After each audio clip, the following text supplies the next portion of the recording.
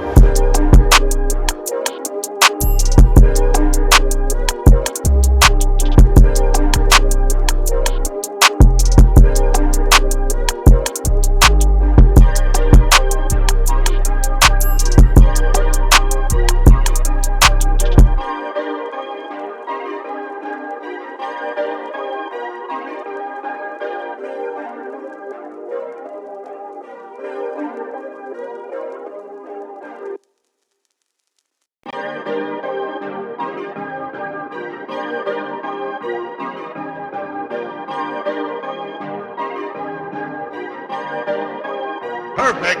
Perfect.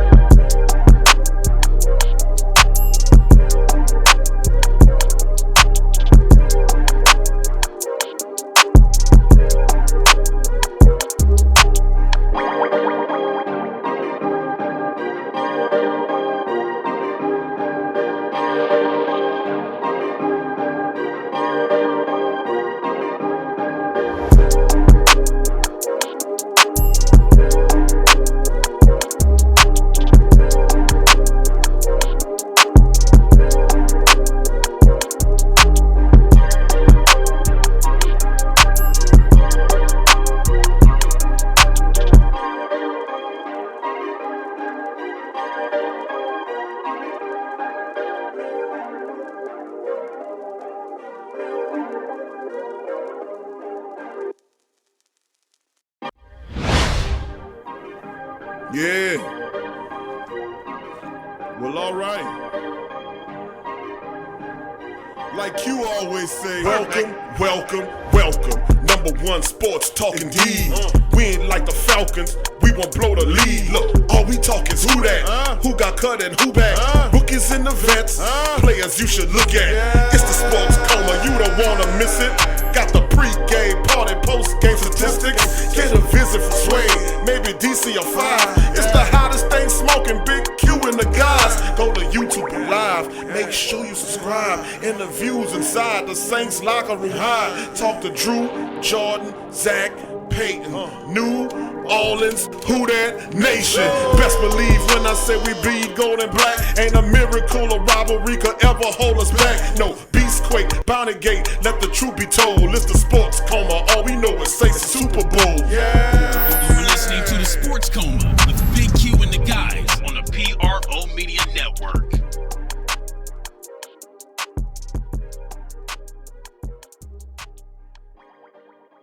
What up, fam? What's good with the fam in the building? How y'all doing, family? What's going on? What's up, fam? What's going on, family? In the building, family. Good to see the family for the current edition of the Sports Coma. Man, I'm hollering at the family members in the building, man. Glad to see all the family in the building. Had some computer issues, family, but as usual, we continue to whoop ass and won't let anything stop us as we continue to broadcast what we love, the Black and Gold family, to the Black and Gold family, about the Black and Gold family. So I'd like to thank everybody for tuning in to the live stream to today's show. Kevin, what up to my dog Kevin in the building? Tramal, who that to you, Tramal? Tramal in the building. True Louisiana was good, fam. Travis Johnson, what up, Trav? Hold 'em, hook 'em TV, what up, fam? How you doing? G-Re 504 in the building. Big ups to the family. Iceman T in the building. What up, Iceman? He said, let me light this L while I listen to. You get nice and toasty. Sean D, who that, Sean? Evan, what up, Evan? How you doing, family? And Paul, what up to you? How you doing, fam? All the family in the building for another round of the Sports Coma with Big Q and the guys. And of course, you know, like I said, family, this episode, man, we're going to be talking about it. Episode, what is this one, family? 86? I think it's 86. That's right. Sports Coma 86 is this one. Sports Coma 86 is this one here, and it's called Getting Ready. The Saints getting ready for free agency plus NFL draft talk. Scoob, who that? Scoob, my dog Scoob in the building. What up, Scoob from Philly? My boy Scoob chiming in all the way from Philadelphia. But yeah, family, we're going to talk about some Saints talk today. Coming at you about an hour late. Usually I started at 12.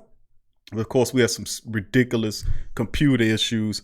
For whatever reason, man, had some driver issues. I had to fix them. But you know, I won't be stopped. I won't be stopped as the family starts to chime in. We're going to talk about some stuff today on the Sports Coma. Mostly, I want to be able to get into some information. Mostly, I want this to be a call-in show so the family members could chime in. Usually, I take maybe 30 minutes to 45 minutes or so to kind of relay news to the family members, then open up the remaining hour or so of the show up to the family members, the platform up to the family members to chime in as well. And of course, there were several Sports Coma Question of the Day polls that were put on our community page requesting the input of the Black and Gold family members. So just to keep it real with your family, we were able to kind of, pretty much find out basically the pulse of the family in terms of what they thought about issues dealing with Drew Brees. Should we bring him back? And also, should we sign Alvin Kamara, who's going to command a really nice figure, a nice deal? And I'm gonna share those results with the family during the show in the next few minutes or so.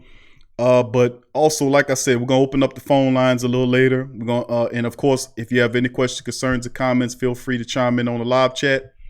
As usual. So as we buckle our seatbelts and get ready for Sports Coma Live number 86, we talking Saints free agency and also the draft in terms of the Saints. You know, I don't give a damn about the Raiders or none of them other teams. This is strictly a Saints show, so you know how we do. Everything is pertaining to the Black and Gold family. So without further ado, I'd like to start off by saying welcome, welcome, welcome. You're now rocking with the Sports Coma with Big Q and the guys, and we have intense, entertaining, and educating and enlightening sport talk from your favorite sports family. I'm Big Q. And also, I like to say this is Sports Coma Live number 86 show. I know it's damn near 500. I'm going to make sure I count them next time to give you the correct count, but we are approaching 500 shows. Actually, if you add all the rest of the shows, we've probably eclipsed it. But as far as the Sports Coma, we're approaching 500 shows, man. And I'd just like to say big ups to all the family members that have been following us for over these 5 years, man. It's been a splendid journey. And of course, we didn't originally start on YouTube. We've been on YouTube for maybe a year or two. But prior to that, we were podcasting before we went visual, and you know how that history goes. So going into the chat before we start off, Paul says, who ready for Kamara to go with the high price contract he's going to want from the Saints next season? Hold'em Hookup TV says a new season now, Big Q. I'm excited about the upcoming season. Lots of stuff to sort out. That's right, fam. It's a lot to sort out. We're going to sort out some stuff. We're going to take a look and at some of the prospects that'll be coming up that the Saints could possibly be looking at. We also look at the free agents, a couple of the free agents that the Saints have on their roster. Of course, I did before the season, a month before the season ended, we did a 2020 free agent signing. I wanted to do it before the season ended, kind of give you some insight, so people can say, well, it's easy to kind of predict it when you're right there, because you can read the tea leaves sort of. But when you span out a bit, and when we did that show, it was about a month before the season ended. And it was pretty, and it was thoughts on it before the season even folded. So it was just it was a test of myself to see how close I can call these things. So the 2020 special show is available in the video section.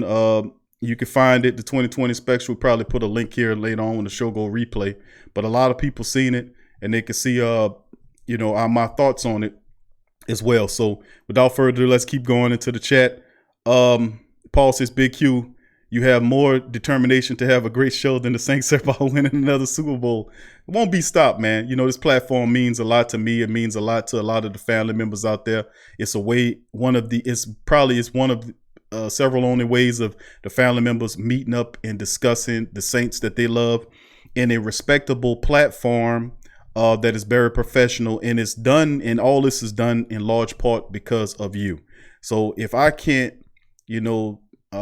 be the example of being there for the family members, despite computer issues or what have you, it's just what it is. I mean, I remember one time we were having bad weather and the power was going in and out, and I still refuse to stop. So I mean, it's just the determination of the Sports Coma or the Great Saints Think Tank family, man.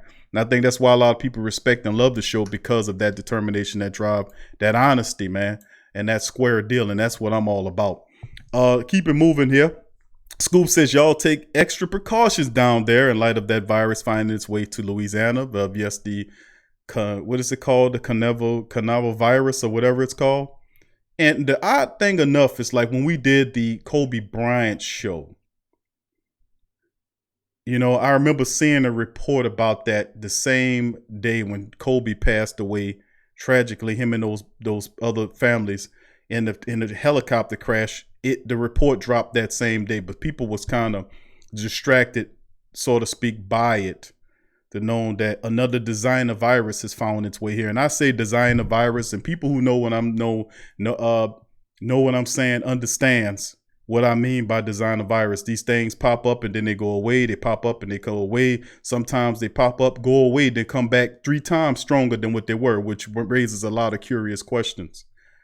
But we know that the professionals or the authorities at the CDC and other organizations will do their best to make sure that the public is safe. We know at the center of disease control, not destruction or eradication, but disease control, that we should be fine as a people. So let's keep it moving. But let's see what else is going on here. Kevin says, I see a few free agents worth getting. Cheryl, hey Cheryl, who that to you? Dex504 say, what up, Big Q? What up, fam? What up to you, Dex504? Good to hear from you, fam. Cheryl says, who that for life says, who that? Big Q and the family. Thank you, Cheryl. Who that to you? Good to see you in the chat, Cheryl. Kevin says, good luck to the Pels tonight. We'll have a show after that recapping the past week's games with myself and Pelican head contributor DC, also Mozzie5, who's a Pelican fan, will chime in on the show as well. So I guess you guys will be a part of that. That'll be following the Pelicans game tonight on our Pelican Postgame Report channel on YouTube. So subscribe if you aren't a subscriber. Demi, good to see you, Demi. Good afternoon to you as well. Kevin says this year free agency isn't the best, but the draft is looking pretty special. I ain't gonna lie to you. Tramal says we need a QB in this draft. A lot of people feeling that. Tramal, Revolt, Control Radio, Revolt, who that to you, fam? And the rest of the fam. Paul says the Canaveral virus, the coronavirus. Okay, I got you. As always, some of these weird viruses just pop up. True Louisiana, hopefully it don't make its way down here or anywhere else. Tramal says Q got that Mamba mentality. Man, Kobe Bryant is something vicious, man. And he elevated and he compared himself to Michael Jordan. He wore number 8. And then eventually, when he felt he surpassed some of the things Michael Jordan did, and to a degree he did, to be honest with you, to a degree he did pass Michael Jordan in different ways. But you know, you look at the fact that he had the presence of mind and then go from 8 to 24, change his number to 24, and say that he was one better. You know, it's either the audacity or either the confidence, but in your mental mind, you understand that he was basically, when he first came out, his movements mirrored Jordan, and people said he was cloning Michael Jordan, but I think he took it a level, himself to a higher gauge when he left Shaq and still won championships.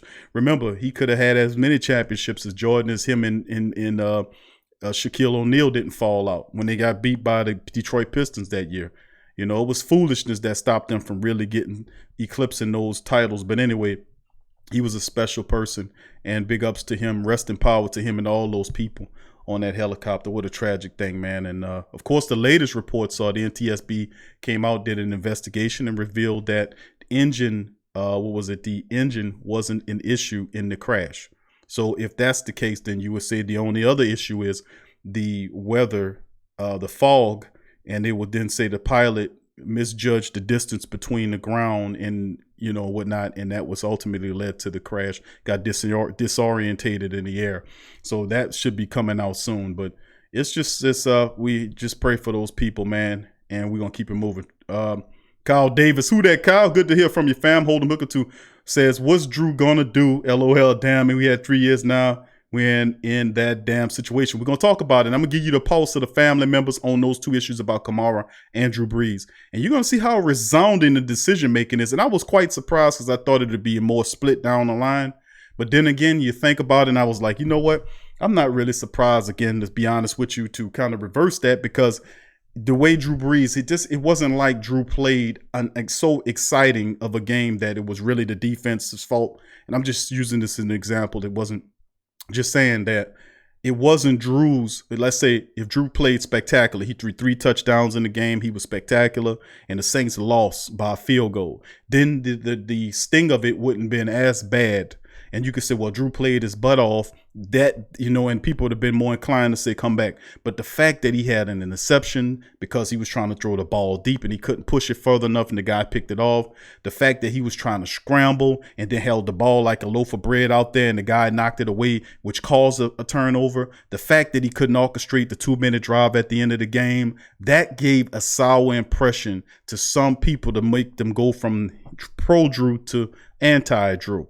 And then it forced the question of whether or not we should stay around with Drew Brees or whether or not we should forge on with another quarterback, whether it's Taysom Hill or any other person. And that was something, because of the performance in the Vikings game, that caused this issue. Now, with that said, we'll talk about that today on the show. I'm opening up the phone lines down in the show, later on in the show, so people can chime in on their thoughts as well. Hold on. Let's see. Donovan, who that to you? Donovan, good to see you. Dr. Key, who that to you as well? Paul says, hey, Q, why are the Saints dragging their feet on letting Patrick Robinson go with that big contract? And the Williams brothers. Marcus Williams is not going anywhere. The Saints don't see him as an issue. They actually think that he's inclining. They don't see an issue with Marcus Williams, much like they didn't see an issue with the wide receiver core. I keep saying this over and over again. They don't see an issue with it. They really don't. And sometimes they're right and sometimes you're right. But if you're a fan and all you do is pay attention to the Saints in part, large part, and you study the production, it's not the fact that you have certain personal preferences in terms of players. You are a fan of productivity. That's who I'm at. I like guys like Cam Jordan because he's productive and consistent. If Cam Jordan wasn't productive and consistent, we would be saying what we're saying about Patrick Robinson or PJ Williams. Get him off the team. You see what I'm saying? So the productivity is the thing that helps us formulate who we want on this team. If you're incredibly productive to the team, we want you here. If you're not, we questioning why you are not productive. What's going on? Are you not getting the understanding of the system? Are you not getting enough reputations in the system? It's a series of questions that we answer, and ultimately, either we see that they're ignoring it, like the wide receiver position. That was the wide receiver room this past season.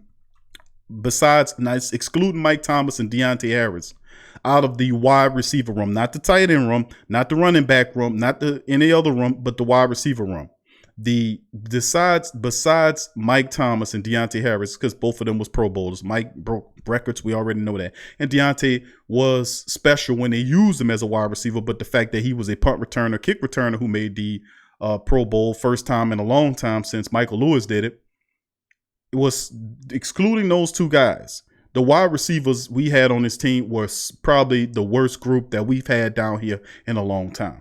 And I say that because the production wasn't there. It was basically one guy doing everything, but they had 4 or 5 other guys on the team not doing anything. And maybe it was the fact that he could not find roles for these guys because they were not explosive enough. They were not good enough at catching the ball. They did not command the ball. When they got an opportunity, they didn't shine. You could pick from those or combine them as you will. But at the end of the day, that's something that the Saints might address. And, just on a fluffier note, I've done a mock draft. I've done a show. I will probably end up releasing it tomorrow on Monday, a mock draft show, which I did. And also probably I'm going to share a link, and I'm going to want all the family members to do a mock draft of their own and screenshot it and send it to me. I'll give you all the contact information so that you guys could be able to chime in with your versions of the mock draft. And let me tell you something, it's not as easy as you think. So we're going to do it like that. Let's keep it going here, family. Pulse. Let's see. Tramal says, I've always wondered why Kobe didn't wear number 23. It's number 8 was his thing. It's a reason for that. Then he just chose that 24 because he felt he was one better. When he did that, a lot of people were kind of upset, that he did that, because Michael Jordan is the basketball guy, but nobody really thought that nobody would surpass him in terms of what they could do. But just like those before, the older guys, remember, people like Oscar Robertson, who was special in his own right, the Michael Jordan of his day. Then came Dr. J, who idolized Oscar Robertson. And then here comes guys like Magic Johnson and then Michael Jordan, who idolized Dr. J. And then there was Jordan, and then it was Kobe and others who idolized Michael Jordan. LeBron and the likes, who, he's a combination of different players. And then every 10 years or so, they find that guy. And it goes on and on. So expect to see that future guy coming on the scene to be that. A lot of people looking at Zion, a lot of people, but I'm not saying that, but usually it's from that group, from that position group. Who that to you, Smoke, and the rest of the dog, Big Smoke Dog in the building. Dr. Key says, hey, Q, do you think we sign Breeze with no pay cut? Would it push the team back 3 or 5 years? Dr. Key, this is a rather interesting question that we've constantly getting, and it's a great split in between the family members in talking about it. But I am a fan of keeping Drew around at the right price. And that you can't get any clearer than that in terms of appeasing the fan base, because you'll have people that say, nah, Q, let's move on to another one. But listen, if Drew, we know if you give him a running game, he can still help you. Now, he can't throw the ball that deep, and his experience will help you. But at the end of the day, I don't think you pay him $36.5 million for one season, which ultimately I believe was going to happen because Drew Brees does not have a history of giving the Saints a pay cut. He wants all of his money. There's nothing wrong with that. That he is blessed to make it this far. A 6-foot quarterback that everybody said wouldn't make it, had shoulder surgery. People didn't think he would make it back. All he did is prove a lot of people wrong. And he earned every dollar that he has, and he deserves it. But at the end of the day, if you're the team, do you pay $36.5 for Drew Brees to bring him back for a transition year for a player you call Steve Young? You understand what I'm saying? I just think it's asinine. I think Sean Payton puts his foot in his mouth, and we catches him. I catches him a lot putting his foot in his mouth. I catches him a lot being a politician. Like when the lady Molly from ESPN First Take asked him, "What are you going to do about Alvin Kamara?" He said, "Well, listen, he's perused right past that and talked about Lattimore and Ryan Ramczyk." And made mention of the fact that it'll take 4 days to have a discussion with Mickey Loomis to figure out whether or not they'll sign Alvin Kamara. That ain't even a 4-hour discussion, please. But anyway, I would say sign Drew Brees back at the right price. It has to be a cap-friendly deal to help the team. If not, move on. This is a draft where you can find a young quarterback and a good free agency period in terms of finding a veteran that can help. Now, you don't even have to go that far to find a quarterback that can fill in for the Saints, meaning you could sign Teddy Bridgewater and bridge to a 3 or 4 year deal and Teddy Bridgewater, if you believe in Taysom Hill, you can still keep Taysom as a backup and still use him in the gadgetry. The issue is Taysom Hill is not a fan of that. He's getting to be in his 30s and taking that abuse like he did to make a name for himself. That's a whole nother mentality now. Taysom Hill is a quarterback. He's been telling people that on several shows over and over again. And there is a market for Taysom Hill. Trust and believe. Look what Arizona did. They signed a quarterback similar to Taysom Hill. Why are you doing that? His skill set is similar to a lot of guys right now, the Josh Hill types, the Lamar Jackson types, guys that can scramble, that can make things happen. He's in that vicinity, around that neighborhood of athleticism and talent to do it. And the Saints think that he could be that guy. We'll see what the money says. What you say is another thing. We'll see what you believe when you put that money to it. And there is going to be a market for him. And his agent is going to find teams to leverage against the Saints so that his client gets the most money. I had a conversation with, I forgot the family member that was on there before the show. I often do that. I try to message when people message me. I don't try to message them back. I'll be busy a lot. But I try to message people back the best way I can, and talk to people. Y'all family members know that. Kevin, Scoob, Paul, and the likes, Dada.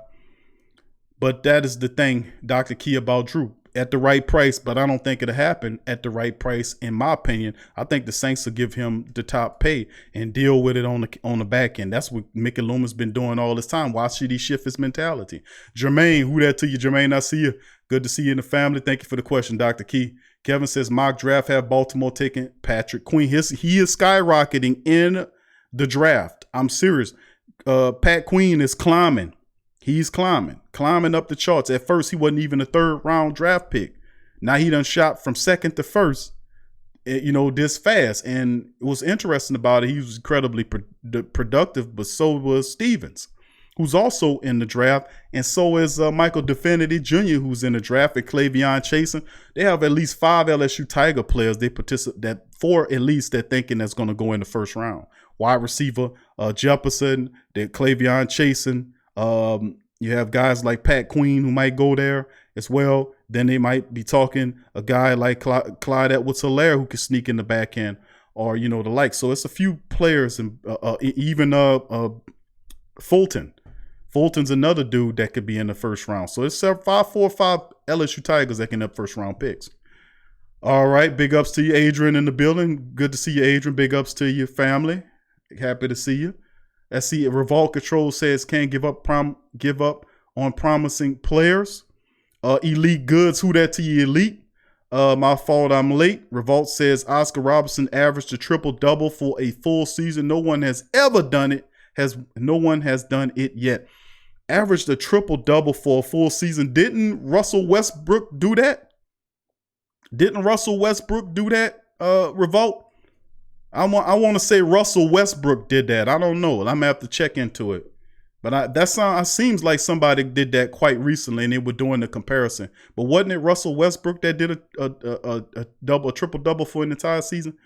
But that's a hard-ass thing to do, man. That's how great Oscar Robertson is, and nobody talks about him because they ain't having, that was way back in the 60s. This man dominated it. He was a big guard from Milwaukee. He dominated. Nobody knows nothing except for the older fellas know about him. But the really young guys don't know who Oscar Robertson is, who inspired Dr. J, who inspired Michael Jordan, who inspired Kobe Bryant, LeBron James, and all these other guys. They mirrored their games after somebody, and I wonder who Oscar got his stuff from. Who the hell Oscar got his stuff for? But anyway, let's keep it going here, Dada. Big ups. She said Drew shouldn't make it over $20 million for lack of ability. Tramal says Breeze provides some of his critics right, approved some of his critics right about choking in the playoffs.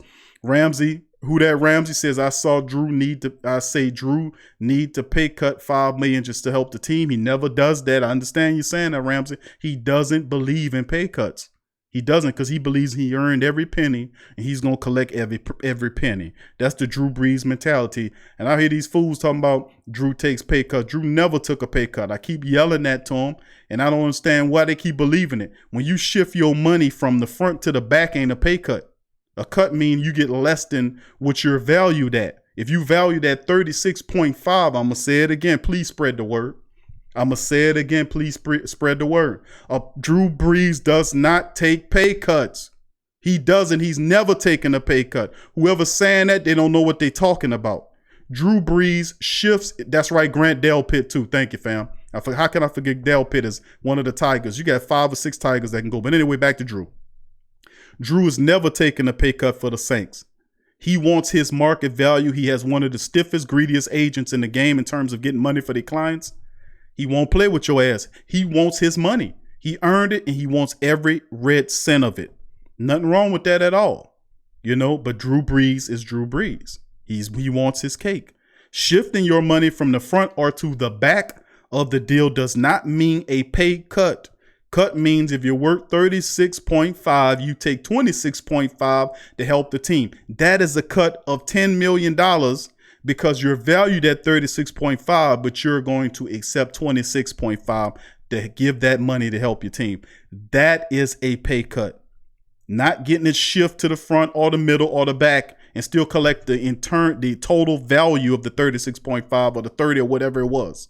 That is not a pay cut, shifting money around. I have to keep explaining that, but keep people saying Drew got to take a pay cut. Drew he has never taken a pay cut, and I don't expect him to. In all these years of playing, he's never taken a pay cut. And he wants all of his money. That dude is I don't know if people really realize, because he got the Boy Scout persona, and a lot of the ones that's like that are shrewd business people. It's like Warren Buffett.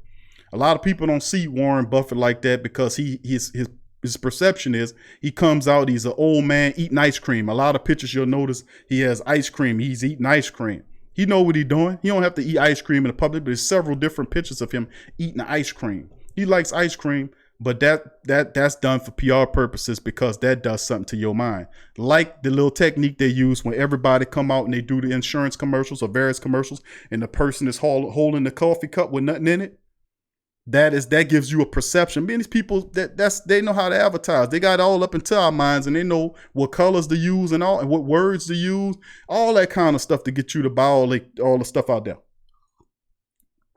But it's interesting because his image, he will lambaste you if you come out there and try to attack his image. But his thing is that he's never going to take a pay cut. I'll be wholly surprised if he does for the final year of his deal. He might not even play this year. Remember, he's taking all this time to decide on whether or not to take $36.5 million from the Saints. Anybody in the chat gonna pass that up for 1 year? Anybody gonna pass $30 million up for? I don't care how rich you are, to play football, a child sport, for 10 months out of a 12-year cycle for $36.5 million, then go into retirement. Are you kidding me? You gonna pass that up? Only way you pass it up is that you physically can't collect it and you physically think you can't do it anymore. That's the only way you pass it up. But if he's as healthy as you think he is, he should take it. But then again, maybe he's felt like he's done enough and he needs to go chill with his family. He has dozens of businesses that he invested in, from Jimmy John's to the walk-ons and real estate investings. He got stocks and buying. That man set up. He collected over $230 million from the Black and Gold organization alone. And he took that money and invested it correctly. Very shrewd businessman he is, but has the Boy Scout persona. He's a great PR man too, so we'll see. Jimmy Sheriff, who that to you, Jimmy? Good to see your family. Dada says, in the casino, not winning, nothing, just waste of time. Sad Scott says, yep, it was Westbrook. Okay, thank you, Scott. I thought it was such. Revolt. Let's see. True Louise Animal. Big O. Okay, let's see. Kevin says, people forget about Oscar Robertson. He was one of the first GOATs. Yeah, he was something special. Donovan says Westbrook did it back-to-back years. I thought so. I thought he did it. Westbrook average. That's tremendous. And then a guy does that and you trade him. Tramal says Westbrook had over 30 triple-doubles in one season. Elite Good says, I think I just don't like players from here going to teams in our division. Kevin said the ABA was that fire. Nobody wanted to go to the NBA back in the day. NBA was really boring and lame. The ABA was really jazzed up and fun. And the NBA was like uniform. They did they were uniform and garbage. And truth be told, the NBA originally didn't want black players in there. Most of those leagues that started, the NFL, the NFL, the NBA, and the MLB, all them leagues didn't want blacks in there. And truth be told, blacks had their own leagues. You had the Negro leagues, and Negro league just wasn't baseball. They don't tell you about the basketball in your own league, football, all that kind of stuff. They don't tell you that. And they're not supposed to. I imagine that's why you're supposed to do your research and open up some books. But ultimately what ended up happening was they changed. Same with the colleges. They don't want to go past that mark because they make them look a certain way. And they want to look now like they're so inclusive. But the truth be told is that's exactly what it is. And you can't cut off history at a point because it don't make you look bad. What you did is what you did. I don't care who you are. You know, but anyway, let's see, Javier, who that to you? Paul says, Big Q, you remember Earl of Pearl Monroe? Yeah, I remember Earl of Pearl. Kevin says Pete, Pistol Pete Maravich. Yep, Pistol Pete was awesome. True Louisiana says, one thing I always hated to see is LSU Tigers go to the Bucks, Falcons, and Panthers. They know where they know where the spice at. The Saints don't. Your NFC opponents picking up LSU Tigers players all the time. The Saints just don't do it. They like to pick their apples from Ohio State while your division rivals pick their apples from your backyard. What's wrong with the apples back here? Nothing wrong said with the Panthers. Nothing says the Bucks. Nothing says the Falcons. You know, the Falcons got a mean inside linebacker that can cover, that has the speed of a cornerback. And he give Drew the blues every time he plays him. But it could have been you. It could have been the Saints. Saints could have drafted several people from LSU. They got tied to LSU. They got coaches that used to coach for the Saints that coach for LSU right now, like Bill Johnson, sorry ass, who used to be the defensive line coach. He's coaching there.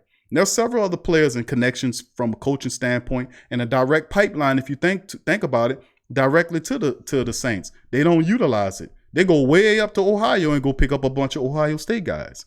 I mean, that's just where he likes to pick his apples from. Hopefully that changes, man. Hopefully it changes. All right, let's keep it going here. Yep, Scoop says Mr. Logo himself, Mr. West Paul says, yeah, Breeze took pay cut, not even with the charge. He don't believe in it. Tramal says Breeze is selfish, like he trying to take Bridgewater shine away. I don't think he's selfish, but there is nothing without the self. You know, it's the selfish term. I have to challenge that because if you don't do for the self, if you do for everybody else and not the self, then there will be nothing. You have to be selfish to a degree to preserve thyself. Because if you're not on par and if you can't get yourself together and empower yourself, how could you empower others? You can't. So you have to build yourself up to a degree. And that requires you reserving self or things or your resources to yourself to empower yourself and your family. That's how this thing works in this country when it's a competition, aka race, RACE, race or competition. Has nothing to do with color. Nothing to do with color. That's just something they put in on the back end to make us to focus on us and not the ones that's doing it at the top. You know, but the reality at the end of the day is it is a balance to everything. And Drew Brees understands, and he gives a lot to the community. He gives a lot to the community. He's religious, and he gives a lot of his money to charitable causes, you know. But at the end of the day, he understands that in order to do that I have to take care of myself and my family. And he sees it like similarly to I see it in terms of building his family from not just the next 5 to 10 to 15 years, but the next 50 to 100 years. The way I see it in my mind's eye is that I want to make sure that my babies and their babies is taken care of. That's 5 to 100 years down the line. That's how Drew Brees is doing it. That's how he's formulating those plans and building the states and investments and going into the future. And that is a vision that a lot of people should understand the mindset of somebody as special and as great as Drew is. In order to be as great as he is on the field, that he has to be great up here. His preparation is unlike any other. Even people taking and borrowing small things from his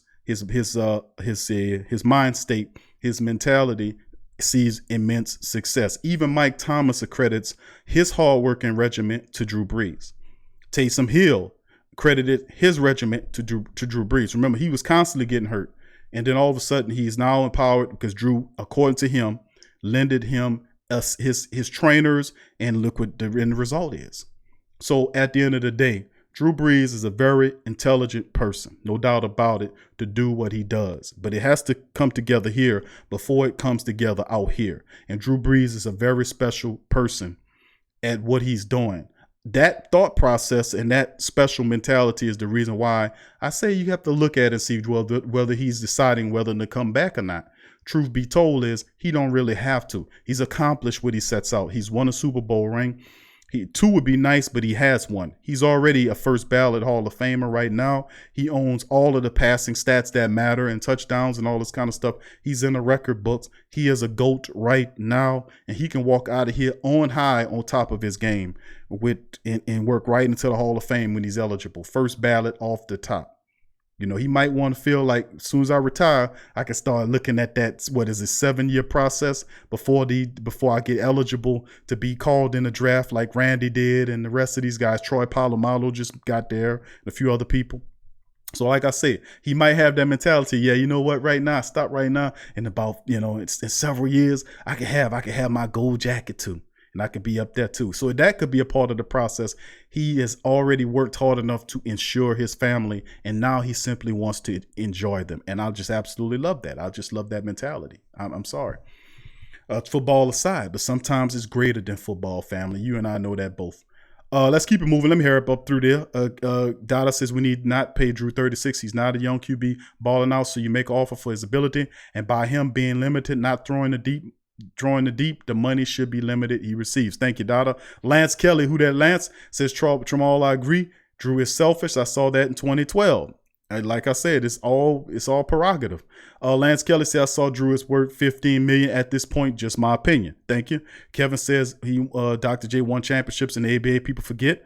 And man, he won the championship the year the last year that in the NBA when they swept Magic Johnson's Lakers. That was Dr. J. They kicked the Celtics' tail that year and then went into the finals and swept the Lakers, led by Magic Johnson and Kareem Abdul-Jabbar. Swept them with Dr. J. They could not stop Worthy could not do a damn thing with him. They didn't have an answer for him. They walked right through him, and then he retired. That's how great Dr. J was, and that was on the back end of his career. I mean, he just don't get that credit because he's from that 70 era. But if you won't talk about he's the one that's responsible for these mega contracts because he was the first one to start getting that major pay. He was flashy. Go back and look at the old pictures of Dr. J. He was cool, man. He was cool. He had the big old fro and the suits, and he had jumped. He was athletic. He could shoot the ball. I mean, he had the finger roll going on. I mean, remember Dr. J was like 6'7", and when he jumped, that was the play when they was playing against the Lakers, I think it was. He was behind the backboard, then went behind the backboard with a loop-de-loop and laid the ball up behind the backboard. I'm like, man, it's only Dr. J. He was a master at it. He just don't get the credit because the young folk, they don't want to go back that far. They stuck on Kobe. They stuck on MJ.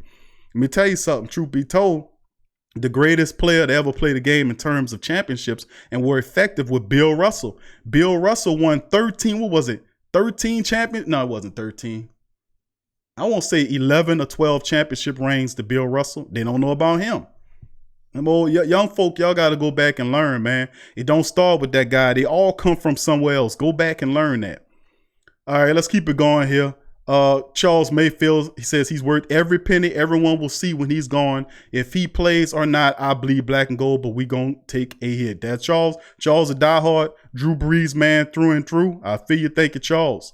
Paul says, yeah, Big Q, build your library. Thank you, Paul. True Louisiana says, I know you're right. They're going to pick up them fruit off that Ohio State tree. Kevin says, Q is right. Back in the day, the big colleges didn't have all the great players. It was the black colleges like Grambling, Elkhorn State, and so on. Ask Bear Bryant. That's where he went to get the talent. Bear Bryant was the first one to integrate black players in college, and then they forced everybody else to do it because that team was kicking everybody else's ass. You see what I'm saying? But that was a personal thing from a business perspective. The leagues didn't want to have that competition. See, business people just don't think in terms of emotion. You do. They don't. But they train us to do it that way because they don't want the competition. They just want you to support them. That's why they show you commercial with your children running around, like the blimp commercial I talked about, or various other commercials like what's the guy from the rookie running back from the Raiders. Y'all seen the commercial during the Super Bowl with him talking to his young self. He was homeless and all this kind of stuff. And he was saying, just be hard and all this kind of stuff, just think above this. The next thing you know, his younger self is putting on a helmet. Why he couldn't be putting on a business suit? Because that's how they do it. It's a pipeline to keep these leagues going. It's not a pipeline for you to be a business person to compete with them. They don't want to train you to be a competitor against what they're doing. They just want you to be a person that work for their stuff. So they be empowered while giving you the little bit. But we got to break that paradigm. I keep telling y'all that. I'm a fan of empowerment. Empowerment is not always servitude. Sometimes you are the woman or the man that needs to be running something because it ain't being ran right. I'm telling you, I ain't gonna get on my you know how I ain't gonna get on my goddamn soapbox right now. Anyway, let's keep it real. Lance Keller says Drew hurt our team with that 2012 contract. Once you start dealing in the millions, I think you call someone selfish to take 20 million a year as opposed to 14. That all is a part of perspective. It's not selfish for him to say I'm worth $20 million, so I'm gonna collect $20 million when the Saints are willing to pay him that. Now, is it selfish of the Saints to not pay Alvin Kamara, even though he literally ripped up his rookie contract, the 3rd round contract that he had? Is it not selfish of the Saints to then not pay him the $10+ million that he probably going to request coming up for a new contract? Is it selfish of the Saints to keep that money to themselves? I mean, come on now. He's looking at his family, taking care of his family. 20 million is what it is. I don't see it as selfish, fam. I just don't see like that. The team is going to do what they got to do, regardless. Even if it came down to it, let's say if the shoe was on the other foot, the Saints would take money from Drew if he didn't have the leverage. They would take money from him or release him if he wasn't performing. Right or wrong. So it's a dog-eat-dog world as far as that concern is what I'm saying. Ain't no loyalty in that stuff. The only reason why Drew has the command is because right now they know that he is, they in their mindset is that they can't win without him. That is the true essence of the team. People don't want to hear that. The Saints showing you that, and I was telling you that before they was showing you that, and now I'm sitting here saying, I told y'all that. I told y'all that about this team. I told you. Now you finally seeing it. All right, let's keep it going here, family. Big ups to the rest of the family members in the building. Charles says no QB besides Brady takes a pay cut. That matters in terms of the money. To add on to that, Charles, Brady takes pay cuts because that's why he has the Super Bowls. That and the fact the NFL helped out. But the reality at the end of the day is he has the Super Bowl rings because he took the pay cuts. But he also realized that popularity-wise that he can make that money back up in endorsements, which he's done a lot of that with his TB12 brand and all of the money that he made in endorsements over the years. So it's like they give, but you get at the same time. And that's the mentality Brady had. Drew Brees did not share that philosophy. He's about give me. If I'm worth 20, give me 20. It's like if you work for somebody and you work $50 an hour, and then you say, well, listen, in order for the company to not lose money, I need you this month for this year to take $25 an hour. You heard what I said? Let's say you regularly get paid $50 an hour at a company or whatever. And they came to you and say, order for us to be in the black this year, to be solvent, we need y'all to take a pay cut here of $25 an hour. Would you take it? What was your suggestion? Would you take 25? Well, if you was get paid on a regular $50 an hour, and the company came to you and say, listen, I need y'all to take $25 an hour pay cut for a whole year, because in order for us to stay solvent, or for us to stay in the black. If not, then we'll have to fold up. Would you do it? $25 an hour. Come on now, you wouldn't do it. You and I both know you wouldn't do it. So don't expect them to do it. We can say it when it's their money, but when it's your money, it's a different matter, isn't it? All right, let's see here. Revolt says Dr. J first dunk from the free throw line. Awesome pictures. Diehard Saints fan, who that to you? Good to see your family.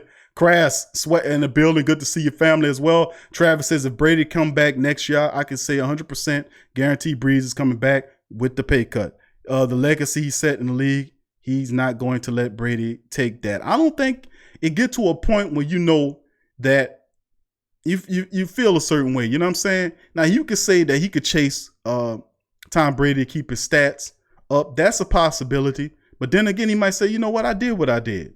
You know what I'm saying? I did what I did. But what if Tom Brady plays the next year? You mean Drew gonna keep? Sooner or later, somebody got to give up.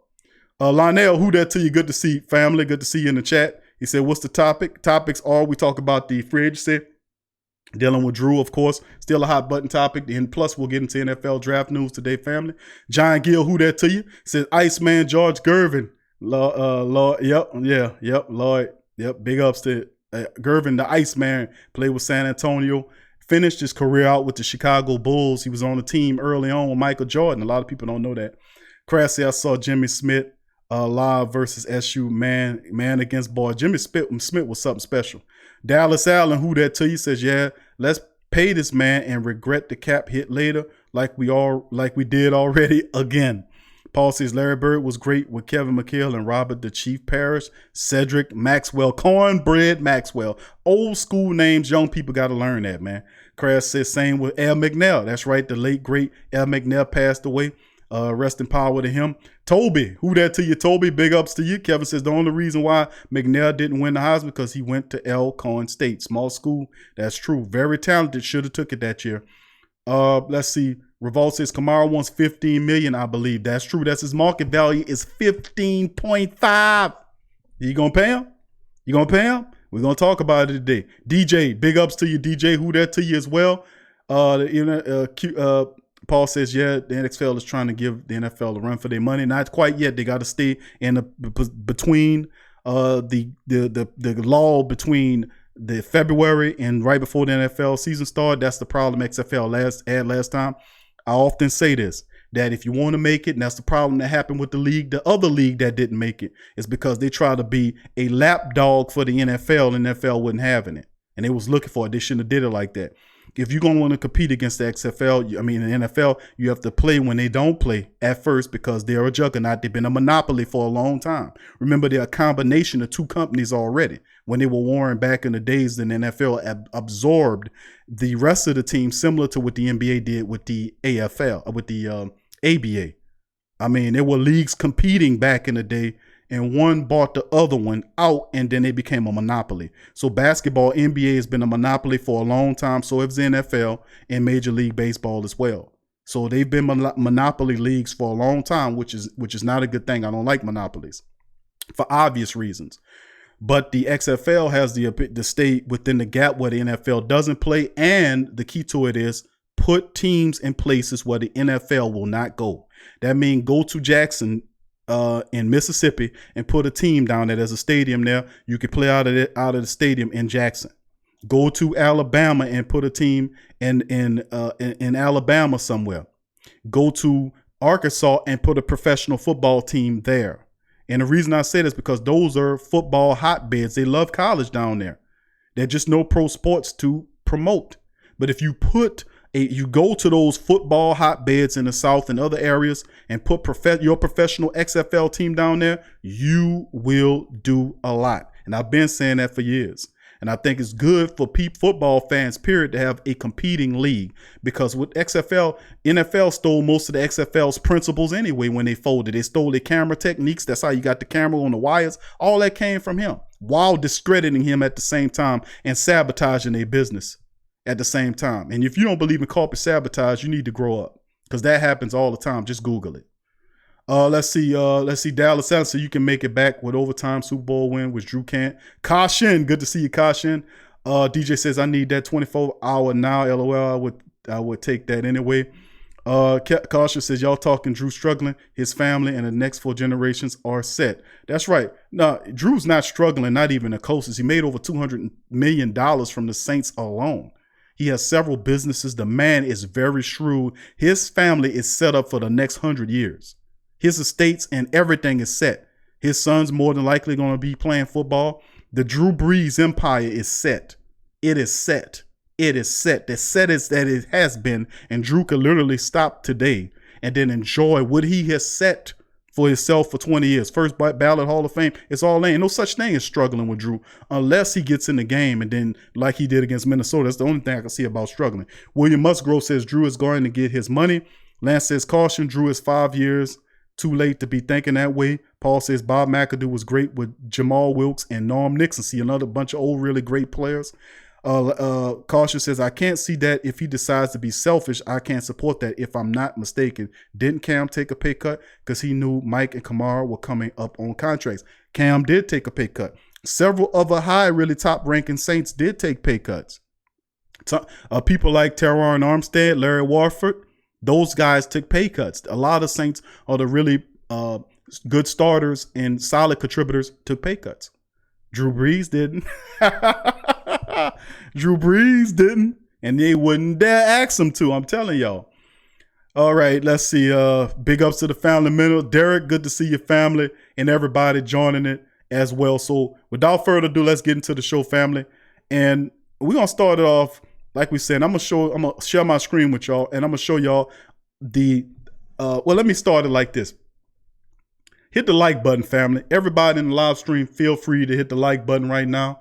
We got over 40-something people in the chat. Please feel free to hit the like button. Smash the like button currently. Light it up. If you're not a subscriber, hit the subscribe button. Hit the like button. Hit the notification button right now. I'll wait.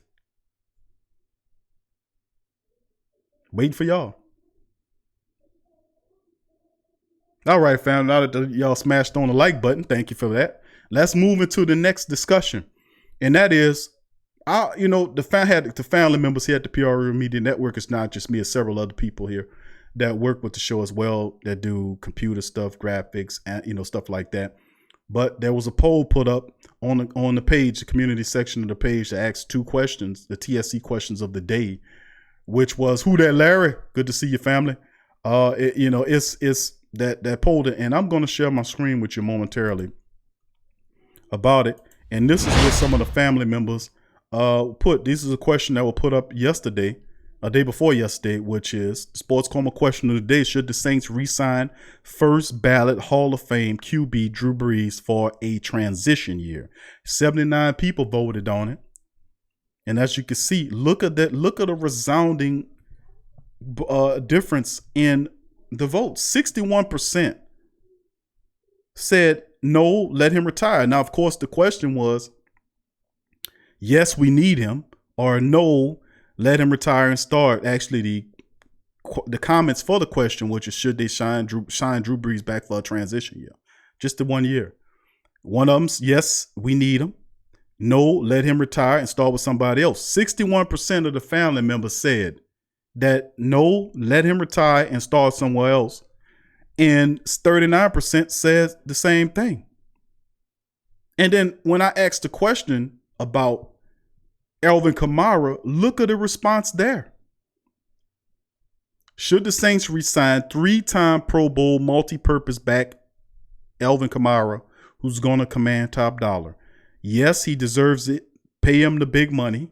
Or no, use Murray and or find a cheaper back. 57% says no, use Murray or find a cheaper back. So 57% of the family members was basically saying, yo, we don't need Kamara. And 61% said that they don't need Brees. Well, you know what that means, right?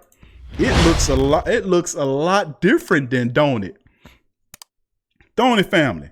Without Drew Brees and Alvin Kamara, the Saints offense looked dramatically different. And the question is altogether money. But I was kind of not surprised, but I was kind of surprised because of the family members' thought processes. I thought it might be closer than that, but that is not even close. That's not even close. I'm saying, goodness gracious, man. The black and gold family members are like saying, listen, man, we need to get the, and move on. But, like I said, family, it's interesting, man, to say the least. But I just wanted to share that little information with the family members about that in particular, because I found it really very, very interesting, to say the least, about this team and how they felt about it. Now let's move into the next bill. We're going to talk about the Saints free agents. Of course, we know for a fact that the Saints were dealing with issues in terms of cap, but according to what we see at sporttrack.com is what I use. It's one of my favorite resources for all things dealing with the cap situations of the Saints, the Pelicans. I often go here. There's another website that I use called Over the Cap, but I much prefer to use Sportrack. They are very accurate with a lot of the information that they have. And as you can see, if you look at New Orleans Saints cap totals there, you can see a laundry list of different things that are occurring: adjusted salary cap, active contracts, dead cap, and then they go all the way down to the estimated cap space. Top 51 is about 12 million. He says estimated cap space for everything is 9.7, but the big figure there is 12.3. And it's interesting because in order for the Saints, and we know about the free agents that the Saints are going to be dealing with. We know the fact that you have all these other free agents that's coming off the books. And as you can see, Drew Brees is unrestricted. Then you got guys coming up, but for the sake of the points, we're going to just deal with guys like Drew Brees who are currently not on a team. You know, they're unrestricted. They're not property of the team anymore. And probably one of the most important, and of course you have Teddy Bridgewater, who's there as well, who serves a interesting clog in the wheel, as well as you can see TB's right here. But it's interesting to see exactly where the Saints go. Of course, we know about Von Bell. We know about David Onyemata. We know about Andrews Pete. But the thing is, the Saints, we know for a fact that the Saints are not going to do anything with Von Bell. Von Bell, in my opinion, is gone. He's going to command top dollar. If you remember what Eddie Jackson got from the Chicago Bears, was something like $58 million. And the safety market has been kind of kaputski lately, but it's having a resurgence.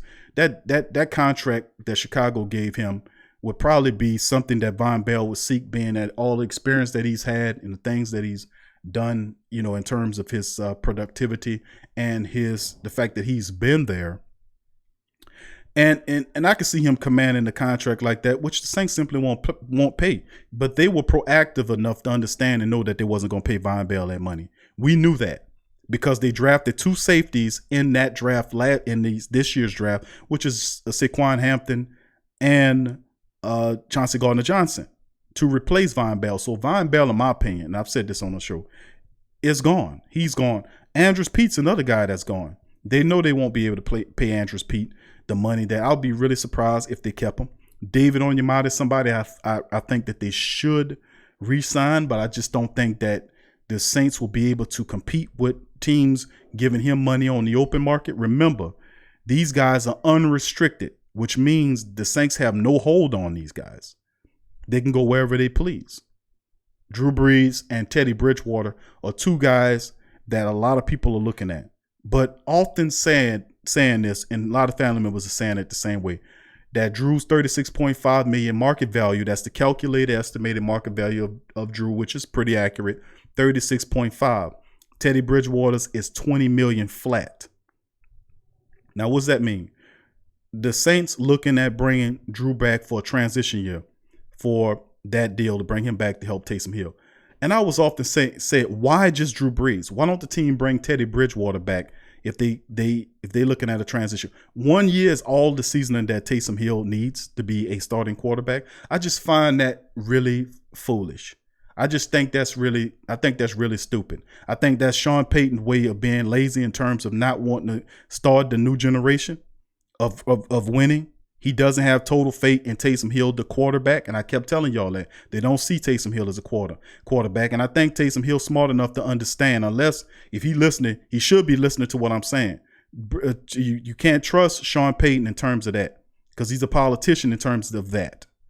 But the reality is they don't see you as a quarterback. They see you as everything else but a quarterback. And you realize it. You a businessman, and I'm talking to Taysom. You realize that you're a quarterback, and you know why you're saying you're a quarterback, and you told all those shows before the Super Bowl, at the media days, that you're a quarterback, because you know that the quarterback is where you're going to make the money. You're approaching 30 years of age. There's not a large window for you. Do you want to still be getting your ass bust all next season playing wide receiver, tight end, and special teamer? Or do you want to make some money here and start on your QB career like you were supposed to? That's what I'm talking about. They estimate, they said, well, Taysom doesn't have any he doesn't have any what's the word I'm searching for? He doesn't have any choice, Q.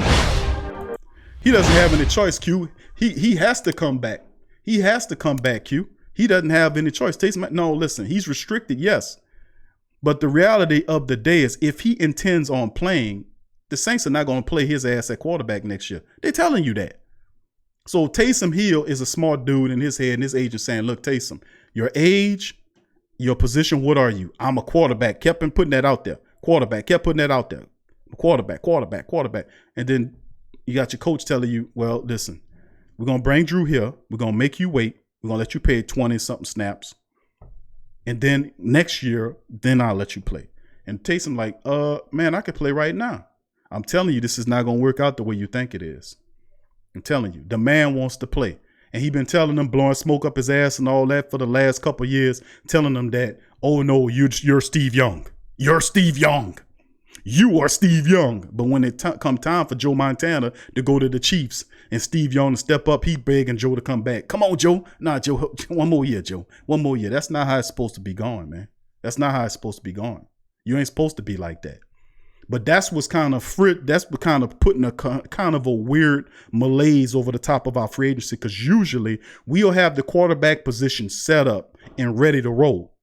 But this weird malaise about you have total uncertainty at every position of the quarterback, and you don't know which way to go. Drew Brees could willfully retire. You don't know. You can't say for certain that he's coming back. They got 36.5 on the table for 10 months of service, and Drew Brees got to think about it. That's not a good sign. Not saying that he could take an extended thought process, then come back. I'm saying at the end of the day is he done did everything that he wanted to do. You know, the rest is window dressing. Teddy Bridgewater, a guy that wants to be down here, took a pay cut. He took a pay cut to play here. Remember the contract that he passed up from the Dolphins. But Drew doesn't take him, but Teddy Bridgewater did. He took a pay cut and turned down a multi-year contract from the Miami Dolphins, his hometown team, to play backup for the Saints because Sean Payton told him that he would take over when Drew Brees retired. Anybody remember that? If you lie to Teddy Bridgewater, why would he not lie to Taysom Hill? Come on now. See, people don't talk like this and they're not looking at it like that. But at the end of the day, it's more than just being football players. They're people. And it's the same situation with you, that you wouldn't trust somebody that lied to you. You wouldn't trust them. He lied to Teddy Bridgewater and told Teddy Bridgewater that he was the quarterback of the future. Did he not? Answer my question in the chat, family. Did he say it yes, yay, or nay? Did he say it? Did he say it? Did Sean Payton tell Teddy Bridgewater that he was the quarterback of the future? That's why he took the pay cut. Teddy Bridgewater was here for 2 seasons when he came here. The second season, he took a pay cut. The Miami Dolphins was trying to sign him to a multi-year deal, paying him way more than what the Saints was offering him. Did he not tell Teddy Bridgewater that he was going to be the quarterback once Drew Brees got out of here? If he lied to Teddy Bridgewater, why would Taysom Hill not think he would lie to him? That's all I'm asking. All I'm asking. Did he not say that? Did he not tell? Come on now. Did he not tell him that? You don't think Taysom Hill saying, man, you told Teddy Bridgewater that shit. You told Teddy Bridgewater that he was a quarterback. Then you told me I'm Steve Young, but you telling me I got to wait a whole year to play, coach? Seriously? Seriously? So you want me to run out there and be a wide receiver and tight end again? Sean Payton said, yes. But I'm going to throw a few more plays in there for you to be a quarterback. Like, that's enough to appease him. Man, y'all better understand this, man. This is a people business before they even start throwing the football around. And Sean Payton, people ain't calling him out like that. The media didn't say that. I'm telling you what they said, and you remember what he said. That's why in Teddy Bridgewater, I wouldn't be upset if Teddy Bridgewater said, I don't want no part of that. Them people lied to me. They told me I was going to be the quarterback. And then they told them in the paper that they wanted Taysom Hill to be the heir apparent after telling Teddy Bridgewater that. And then only thing he do is go in there. Ever since he was in there, he got up in there and won 5 games for you and kept your ass in the playoff hunt. But then at the end of the day, that's what it turns out. Who that to you, Robert Clark? Good to see you, fam. I'm saying, did he not say that? Don't peruse over what I said. Don't peruse over it. Who that to you, JT? I see you, fam. Don't peruse over what the hell I just said. Did he not tell Teddy Bridgewater that? And isn't he not telling Taysom Hill that now? Come on now. That's why I keep giving you examples that the guy tells lies all the time. He will fib in a minute. But people got this perception of, yeah, you don't know that man. You don't know what he do when he turn the light off or when he go in his house. You don't know what he doing. I'm saying, oh, I'm chilling with Sean Payton. I know Sean Payton wouldn't lie to me. But he lied to Teddy Bridgewater in his face. And I could pull up the interview. I could play it for your ass if you don't believe it, but I ain't going to do it because you know it. You chose Teddy Bridgewater as the heir apparent. Teddy comes. That's how he got him down here. Remember, also, family, the Saints gave up a 3rd-round pick to Atlanta. Remember that also, family. He gave up a 3rd-round draft pick to get him. All right, now. James Taylor, who that to you, James? All right, now. Talk to me now. Don't be up here being quiet now. Say, they're thinking in their brains right now. I'm telling you, Teddy Bridgewater can make sense out of all this because he's familiar with the Saints offense. And if you can still keep Taysom Hill, but I'm telling you that man want to play. And you think they're going to believe Sean Payton, who told Teddy Bridgewater, you the heir apparent, and then now he go and tell Taysom Hill this year, no, you the heir apparent. Just wait 1 year. Come on, man. And Taysom Hill, I done played the interviews on this show several times on this show and the previous shows about Taysom, what he was saying to various other people, that he is a quarterback first and that he has problems trying to get people to understand that. But then you see Arizona Cardinals a couple days ago signing a quarterback that's very similar to Taysom Hill, even to the point where they say they make the comparison. There is a market for Taysom. Don't think that the only way he can go is to the Saints. There is a market for Taysom Hill. He don't have to sit here and deal with Peyton lying to him, talking about, we want you to, you Steve Young, you Steve Young. You just have to wait one more year. Because they didn't do their proper diligence in finding the correct answer at the quarterback position when they could have just said Teddy Bridgewater. And that was the initial plan. Am I lying out? Where am I getting this from? Look, JT Gray. DJ also says, JT Gray. How many times they cut JT Gray? He liked to pick his apples from the Ohio State tree, don't he? He liked to pick his apples, and he has several starters, but when it comes down to JT Gray, oh, no, he's just good enough for the practice squad. Come on. Loves to pick his apples from the Ohio State tree, but when it comes down to a quarterback, he's just good enough for the practice squad. Never seriously gave JT Gray a look. Never seriously did. I'm just saying, man. You gotta understand how people looking at it, and it ain't like you keeping it real because the man ain't keeping it real. He ain't keeping it real. The original plan, and I ain't make this up, the plan was for Sean Payton, for Drew Brees to retire, Teddy Bridgewater takes it over, and Taysom Hill moves up to second string and be that quarterback. Wasn't that not the plan? Wasn't that not the plan that they told you? That's how they seen it. That all of a sudden, Teddy Bridgewater ain't good enough to be here no more. And Taysom Hill ain't good enough to be a starter. But Drew Brees good enough to have one more year in a transition year. A transition year is what they telling you. Absolutely amazing. All because they don't want to do the due diligence to solve the position for the next 10 years. If they see Taysom as the man, he should be starting, and that's my point. If you stop bull crapping around, if you see Taysom Hill as a starter, put Taysom Hill in there and stop this transition nonsense. Stop this transition nonsense and put Taysom Hill in there if you see him as Steve Young. That's all I'm saying. Stop this transition nonsense. I'm telling y'all, nobody don't talk like this, family, because we are the great Saints think tank. I got Buck. I hit all on my mic. I'm telling you, they don't talk like that because I'm telling you, man, I know this dude. I know how they act, and I'm telling you, man, every time he come with that bull I catch him on it because I listen. I'm not ass kisser out here like Stephen A. said, I'm sitting at the altar of the great Sean Payton. And Sean Payton sitting there saying, come on. He ain't say thank you. Did you hear him say thank you for that compliment? When somebody compliment me on here, I say thank you, man. Thank you, family. It's a humble reaction to it. That bastard soaked that up like downy towels.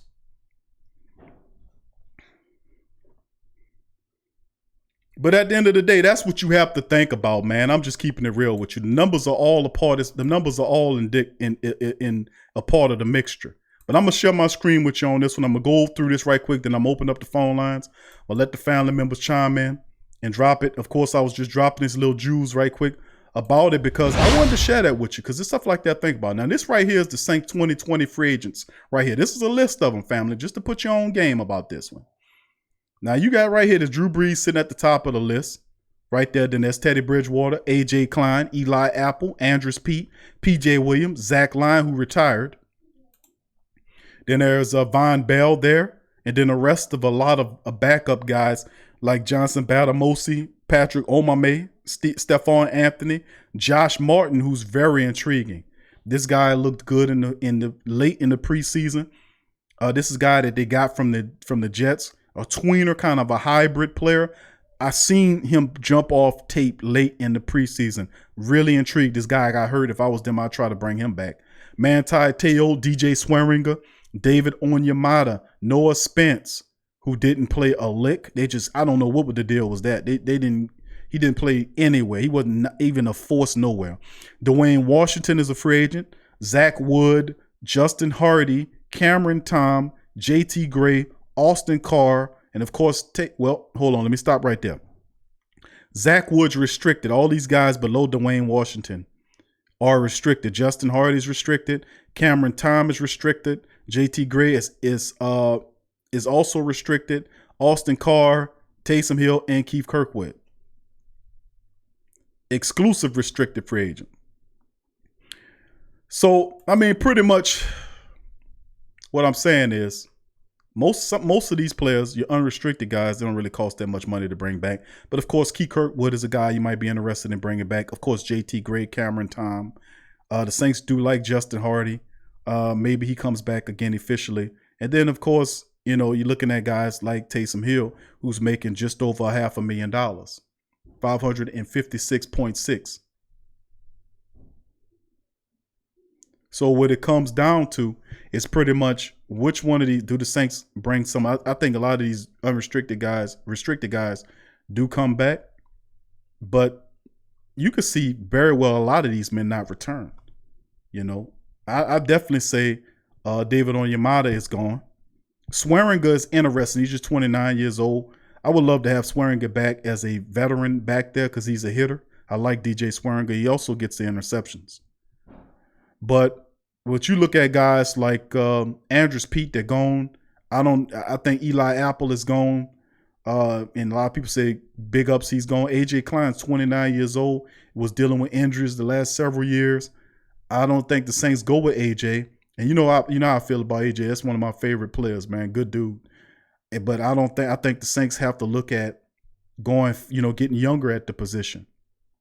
They have to look at getting younger in that position. Manti Te'o's another guy that's definitely going to be gone as well. But some of the bigger names like Drew Brees, he's sitting there waiting. As you can see, his 2019 league, his contract was $25 million. Teddy was 7.2. Almost, when you put the rest of the stuff in it was like almost 9. So we'll just have to maintain and watch this stuff here.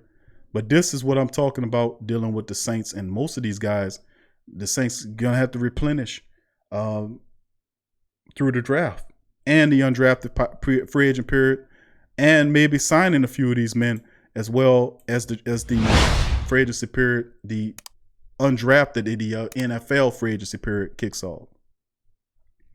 But it's the money aspect of it. And the Saints, to me, might not be big players in terms of getting the guys in the free agency cycle, you know what I mean?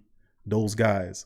I just don't see it happening, But of course, let me pull up then, give me a second, and I will then pull up all the teams, free agent players that'll be available in the upcoming draft. And I'm going to show you, for those who don't know, what it looks like with some of the people that's available in this free agency.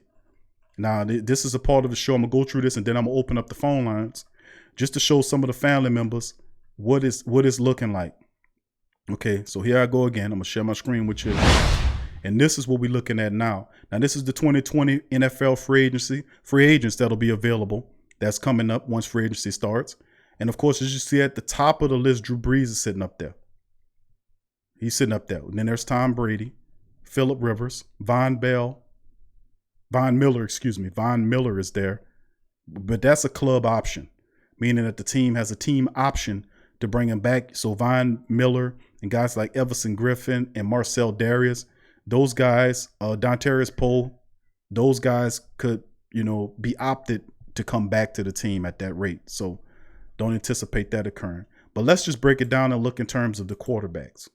This is what we're going to just pay attention to, some of the positions that the Saints could be looking at as far as the quarterbacks in NFL free agency. Of course, you see Drew Brees sitting up at the top of there. You see Drew sitting there. Tom Brady's up under him at 43 years of age. Then there's Phillip Rivers, who's 38. Then Teddy Bridgewater, that's why I was telling people about Teddy Bridgewater getting a 3-year deal worth about $60 million or a 4-year deal worth about $80 million. People kind of, oh man, damn, Q. The man estimated market value is $20 million because he is, if it wasn't for Tom Brady being there, and he would be behind Phillip Rivers in terms of the top quarterback. Now, had the Chargers kept Phillip Rivers, he would have been as high as 3 or 2 if some of these older quarterbacks wouldn't hit the free agency. A lot of people still believe Tom Brady's going back to the New England Patriots. You might recall them the Boston Patriots. So that's pretty much what they are, the Boston Patriots. It could be going back there as well because of the owner won't let go, similar to our people won't let go. But the Chargers had no problems letting go Phillip Rivers. And you see Teddy Bridgewater, Jameis Winston, Marcus Mariota, and then it takes a dive a bit. It drops off significantly after Teddy Bridgewater, Winston, Mariota, Chase Daniel, Case Keenum. Look at a drop. And it's a great drop off. Now, of course, they have a lot of quarterbacks that's available via trade. That's Cam Newton that's available via trade if they also move him. There's Andy Dalton. So there's several other options as far as that goes. But as far as the free agency market for quarterbacks, this is what it looks like. And 2 of the 3 are former Saints. The running back market, if you so choose to lose Alvin Kamara, this is what it will look like to replenish him on the free agency market. Lamar Miller is the top with Chris Thompson, who's an injury scat back. LaShawn McCoy, an older LaShawn McCoy. Carlos Hyde, who had a breakout season. Then there's Melvin Gordon there, who has all of his injury concerns. Damian Williams from the Chiefs, who probably will get a payday because I don't think they'll match whatever he pays. Adrian Peterson, Theo Riddick, who had an opportunity to play, and then it goes down. Barber, Gore, then Derrick Henry's there as well. So Derrick Henry, I think, will break the bank. The Titans will definitely bring him back, so we don't have to worry about that. But it's a very slow market in terms of the running backs. Let's look at the wide receivers. How does it look if you want to help the wide receiver room of the Saints? Well, let's take a look at that as well. Now, after I finish going through this family, I'm going to turn around and then open up the phone lines for your questions. AJ Green is the top guy there. He's unrestricted. But that is something that they're saying they want AJ Green to come back, and we'll see how that works. Then there's Emmanuel Sanders, who played for the 49ers. He has a high cap. He's 33 years old. The 49ers gambled on him. He got him to the Super Bowl, but he's 33 years old. Injury-prone player, but productive when he plays. Productive when he plays. Devin Funchess, who's a big guy who has really struggled. Former first-round draft pick. Amari Cooper's there. Randall Cobb's there. Very interesting calls. You got Brashad Perriman, who's there. His father used to play for the Saints back in the day. Brett Perriman. Travis Johnson, the guy that made a lot of money playing for the Chargers. And then you see guys like Geronimo Allison, Jarius Wright, Josh Gordon, and all the likes, and these other guys. Now, you could probably pick maybe a guy so one of these guys to come in and provide veteran depth for you at some point, or you can simply just, go to the draft. The Saints don't have enough draft picks, in my opinion. But I would, if I was the Saints, I would take 2 wide receivers in the draft, to be honest with you. They need to improve that wide receiver room. And this is the thing. They could do it a lot cheaper. Randall Cobb's interesting there. Now, of course, let's look at some of the other positions pertaining to the Saints. You go back and say, okay, Q, let's look at the defensive backs. What does the cornerback situation look like? Because the Saints really only have their 3 cornerbacks available on the teams in terms of what it looks like. Now, this is what your cornerbacks look in free agency. This free agency now. You got Chris Harris, 31 years old. He's going to command a lot of money. Jimmy Smith of Baltimore, the big cornerback, 32 years old. He's going to command a lot of money. Logan Ryan is very quality. He's probably be one of the most sought after ones on there. Then there's Ronald Darby, who's young, but he's injury prone. Then you can look at some of these other guys. Eli Apple is listed there. Jason Verrett, Trey Waynes, and it goes on going. Like I said, I'm not really impressed about what I see in this group of defensive backs. So I'm saying some of these guys could very well help you to a degree. Tight ends, this is what the Saints looking like if they want have some veteran help at the tight end position here. Olsen left the Panthers. He's there. Vance McDonald, Eric Ebron, Vernon Davis retired. Jason Witten wants to play for the Giants. And you got Tyler Efforts there. That's interesting, but you gave all that money to you know who. What about the O-line? Andrews Pete. If you don't want Larry Warford, what do you have? And this is what you're dealing with.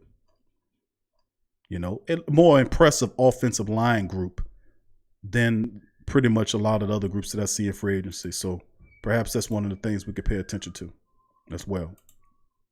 You know, just food for thought for the family members, just to make net reference on, because what we see here, man, is pretty much what it is, man. And it is what it is. So we just showing you some of the stuff, family. I'm showing you, just going over some of the information. And I'm making fact, because a lot of the family members here, please hit the like button, family, upon it. But, you know, I'm just merely showing the family members out there what we dealing with out there in the free agency period. Because a lot of people don't have a clue. A lot of people hadn't looked up this stuff like that. And I'm just making the family members aware of what our options are in the free agency period.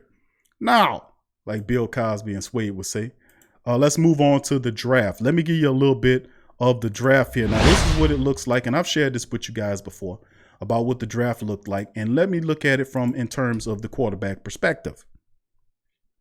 As you can see right here, you see Joe Burrow at the top of the list.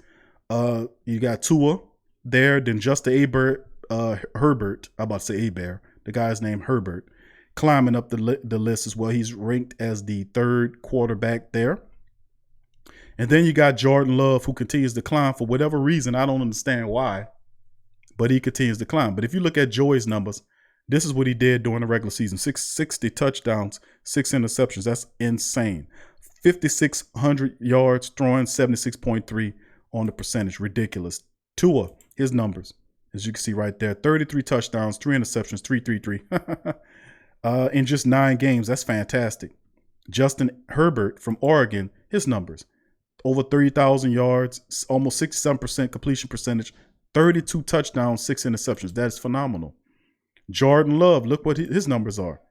3,400 yards, 62% completion, 20 touchdowns, 17 interceptions. That's questionable. 20 touchdowns, 17 interceptions. Great difference. Jacob Eason, nobody's really talking about this guy. Played in a way tougher conference than Utah State with Jordan Love, but how did he leapfrog him? It's questionable. He has, look at his numbers, over 3,000 yards, 64%, 23 touchdowns, 8 interceptions. Single digits on interceptions by Easton. Pretty productive and a huge quarterback. 6'6", big guy.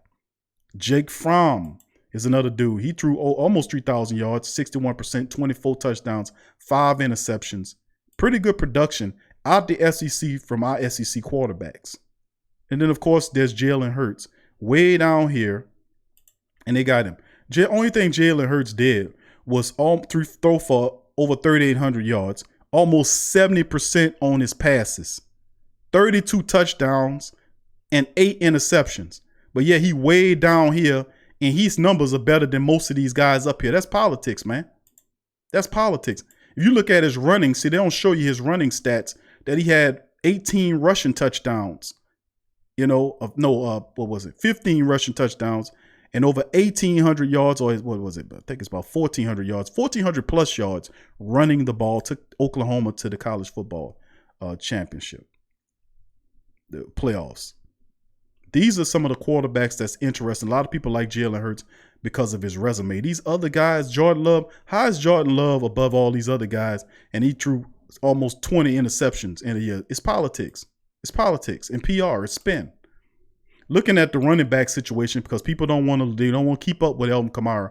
They're saying we can get a guy better than Alvin Kamara. The reason why they're saying is because of this. DeAndre Swift out of Georgia. This guy is terrific. He ran for 1,200 yards last year, averaged almost 6 yards a carry out the SEC. That is good. Jonathan Taylor, this guy was a Heisman candidate last year. He rushed, look what he rushed for, over 2,000 yards. He averaged 6.3 on the carry. Man had 21 rushing touchdowns. That's why they saying Kamara. J.K. Dobbins out of Ohio State. You notice the Saints like to pick their fruit there. Over 2,000 yards rushing. That's not easy. It's 7 yards a carry and 21 rushing touchdowns. That's phenomenal. And he's not even the top back in this draft. Jonathan Taylor probably is. Zach Moss out of Utah. Pretty good back. 1,400 yards rushing, 15 touchdowns. Stop me. Cam Akers out of Florida State. Almost 1,200 yards rushing. 5-yard rush average, 14 touchdowns. Double digit on these guys. Booger McFarland's boy. He wasn't all that good. But you look at Clyde Edwards-Helaire buried way down here because of his height. 1,400 yards rushing, 6.6 on the average. The man has 16 touchdowns rushing. They don't show you the receiving stats. This purely rushing stats. And that's why they're showing you guys. Look at some of these guys got injured during the year, but they're terrific. Perrine is an excellent running back for them. And I'm saying these guys, they have a deep class of running backs that are available this year that could really help your team. And most of these guys are catch it out the back and running in between the tackles type of running backs. Wide receivers, what are they looking like? Absolutely the deepest group in the draft. All of these guys are terrific. CeeDee Lamb statistics, 62 catches. The man had 14 touchdowns, averaging 21 yards per catch. Jerry Jeudy, 77. Remember, this is college. 13 games. This man got 77 catches in 13 games. 15-yard average catch. Insane. Henry Ruggs tearing it up. You know, he's a deep threat, averaging 18.7, 40 catches. He's a deep threat to this man, Jeudy. T. Higgins from Clemson, you seen him. 59 catches, big physical wide receiver with speed, can catch the ball, double digits on the catches. Big guy, Laviska Shenault, one of my favorites. 56 catches, almost 14 yards a catch average for the dude. Brandon Ayuk, another fantastic wide receiver, 65 catches, almost 1,200 yards, 18.3 average every time he catches the ball. I'm saying, man, and it goes on. Jalen Reagor is another one. Justin Jefferson is on here, 111 catches, 1540, 14 yards per catch, 18 touchdowns. And they got him buried way down here. It's a deep draft. KJ Himmler from Penn State put up good numbers. Smallish receiver, but look at his numbers. Fantastic group of people. Brian Edwards out of South Carolina, another fantastic target. 71 catches, almost 11 and a half on the catch average. Man, this is ridiculous, man. And this guy here is terrific. Devin Duvernay, I told y'all about this kid. Look at his numbers. 106 catches, almost 1,400 yards, 13.3 on average, and almost double-digit touchdowns for Devin Duvernay. Keep that name in your mental. Also, Michael Pittman Jr., another dude, 6'4", 101 catches, 1,200 yards, 12.6 catch average, double-digit touchdowns. Michael Pittman Jr., his father played in the league. And, of course, KJ Hill from Ohio State's another one. Van Jefferson from Florida, he's another one. That's a terrific receiver as well. Got a high catch ratio. This draft is loaded with wide receivers, really good wide receivers that can help your team. That can really help your team. And I'm showing y'all these players in part because this is a position that the Saints need to look at. Cornerback position also is a cornerback position they need to look at. Is deep. You got Okudah, Fulton, Trayvon Diggs. That's going to go. That's the brother of the wide receiver from the Minnesota Vikings.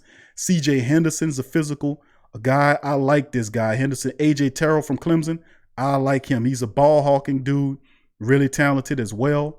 So they have some cornerbacks here. Lamar Jackson, probably one of the biggest. He's probably the biggest cornerback in the league. The guy is 6'3", and he's terrific as well. He could play the ball and attack. You need cornerbacks. Dane Jackson's another good one. So like I said, I had the opportunity to watch some of these guys play during the season. But I just wanted to show y'all some of the stuff that's going on, family, in terms of the draft. Now, I done showed you the free agency. I done went over with y'all the draft to show y'all why people feel the way they do about Drew Brees and why they feel the way they do against the wide receiver position. I watched a lot of these players play this year. It was a very good season. Very interesting. JT say, please help the platform. Thank you, JT. Thank you. Kevin, once again, Kevin says, 20. Thanks, bro, for spending your day talking about football with us. We know you have a family. Appreciate it, big dog. Thank you, Kevin. Appreciate you, dog. And all the Black and Gold family members for your support. It's all about y'all, man. Y'all got a family, but y'all my family too. You know what I'm saying? And I don't separate. You know, I give love to the whole family. Who that to you, Joy? I see your family. But thanks, Derek. Thank you, Derek. I appreciate your family. Thank you, Kevin, as well, for y'all donations. Y'all are terrific. And all our family members that's also Patreon as well. Thank y'all for what y'all do as well. So I just wanted to bring that information to the family as well. And now I'm going to, give me a second, I'm going to open up the phone lines so I can let the family members chime in. I really was trying to kind of get to it as well. But thank you, family members, for y'all donations. Derek and Kevin, thank y'all. Appreciate that, man. Big ups to y'all. Give me just a moment, family. I'm going to open up the phone lines and allow the family members to chime in because I hit y'all. That's a lot of information. And don't worry, I'm going to come back with a video and break it down and in more intricate details. I'm going to put some statistics and picture stuff like that with it. Have the family members roll it. But we're going to come back with a video specifically dedicated to some of the people. And of course, I'm going to do a mock draft of my own and release it to the family base as well. And keep it going. So big ups to the family members in the stream. Please feel free to hit the like button, family. Hit the like button if you please. Hit the like button. Hit the like button as well. Okay, so here we go. Yeah, the phone line, Paul, is open now, family members. So y'all feel free to chime in. Got a lot of people in the chat. I know the family members want to get their call on in. And there we go. As soon as I say so, it's open in the chat. What's going on, fam? Thank you for calling Sports Coma. Who am I speaking with? What's happening, Kev? How you doing, brother?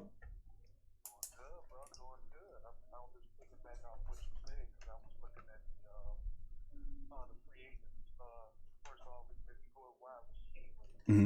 I'm looking at all like the same people who write, blogs and everything for them, and they really high on us in AJ Green. Now, AJ Green hasn't played a long time. He's 31 going on 32.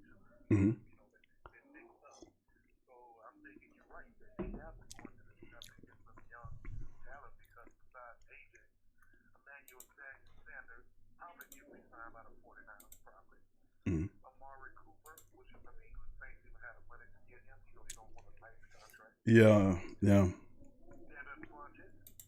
You probably can get Robbie Anderson at a good discount. I don't know. I don't know, Kevin. Especially now, because Robbie's hitting that market. If you look at Robbie Anderson's age, I mean, he's at that. He is young. He's 27 years old. He coming off a 50. Let me see here. I'm looking at his numbers right now. Robbie Anderson, he played 16 games. He has 52 catches for 779 yards. He averaged 15.5 on the catch, 5 touchdowns, and 944 snaps on the season. You're a little thrown off, but you look at what he could bring in terms of his size, and the guy can catch the ball. Now, they're saying, hold on, let me make sure. They're showing 26 years of age. Okay, 26 years of age. And he's looking for a payday because he hadn't had one. Yeah, that's what I'm saying. Do we have the money to get him? This is when we come into the money part of it. Yeah. To get some of these guys. So if you don't go wide receiver in the offseason, because I don't see but maybe 1 or 2 guys you can get that's going to probably bring quality, then you got to go into the draft. Now, I'm like a conversation with some guys that, diehard Alabama fans. Mm-hmm. I'm not really big on Jerry Judy. Mm-hmm. Jerry Judy has speed, but Jerry Judy don't like big contact. I've seen a lot of games. Run across the middle, get those alligator arms, like all that, He's not that physical guy. Now, I do like the speed guy out of Florida. I can't think his name, the little short guy. I like him, and I do like C.J. Lamb. I think C.J. Lamb has speed. I think he would fit good in whoever his quarterback Right.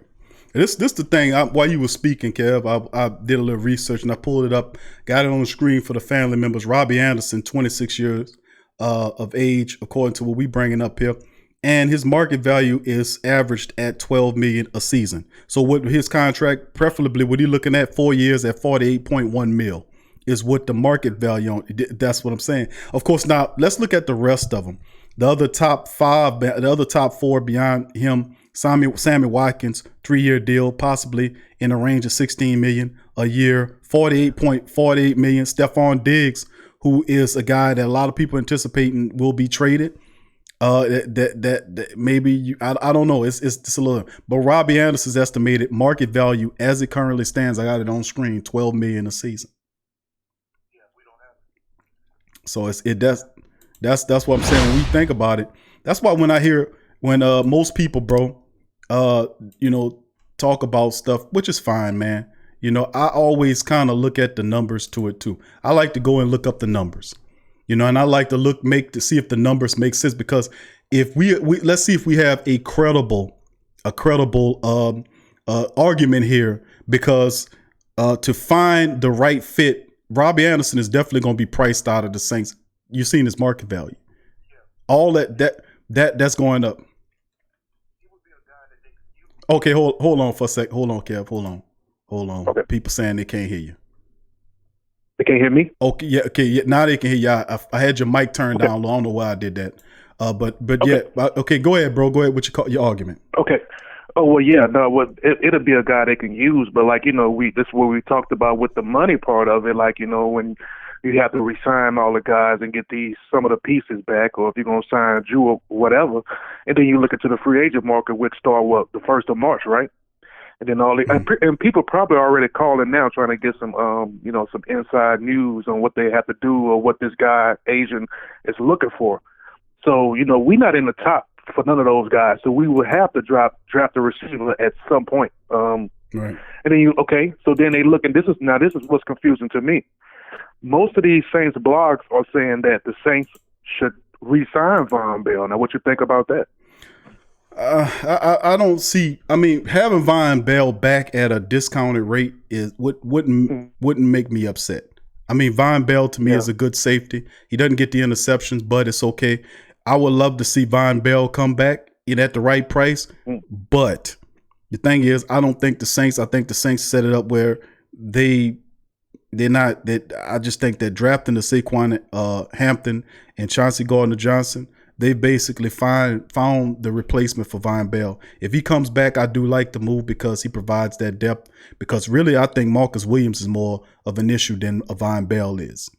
But exactly. And plus, it's a guy that you drafted, and you've watched his progression.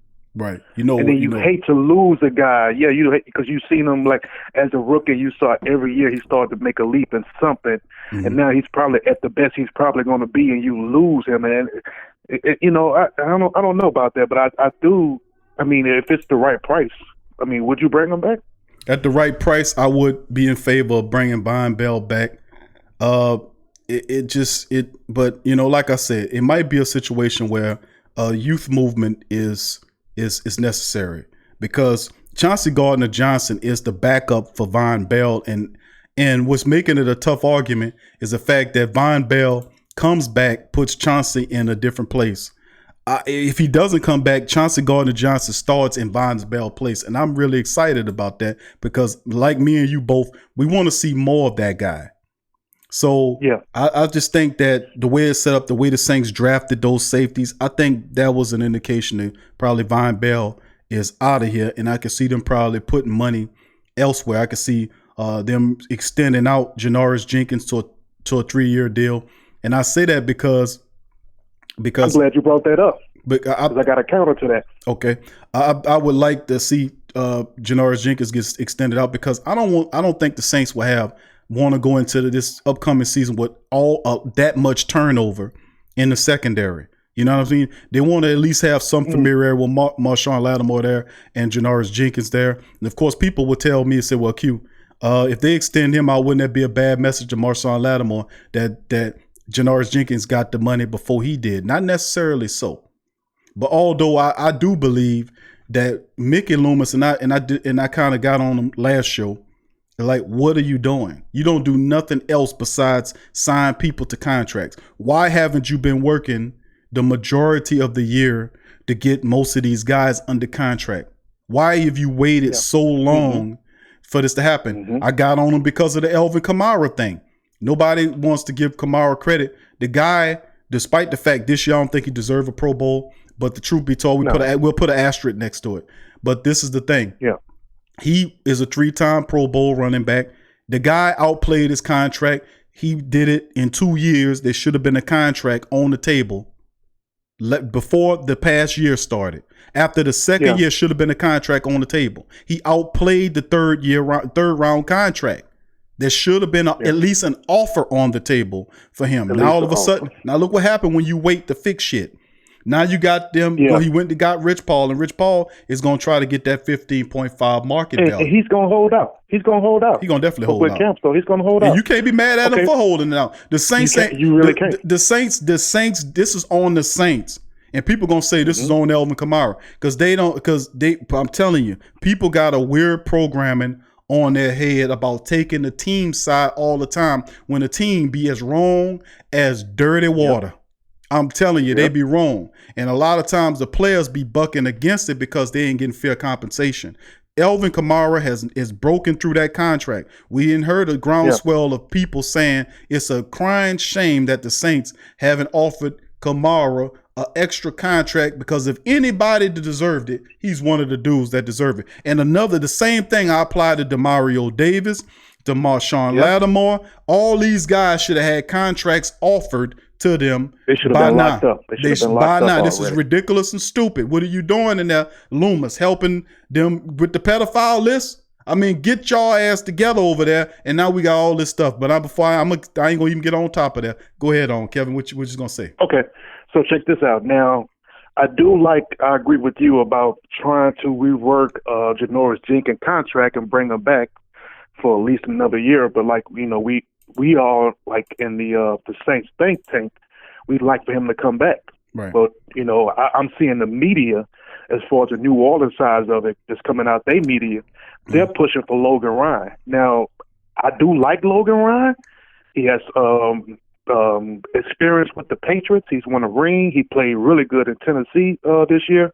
We don't have the money to get Logan Ryan. He would be perfect because think about this. If you have either Jackrabbit or Lattimore go down for a significant part of the season, let's say hypothetically they're out 8 to 10 weeks with an injury, then what do you do?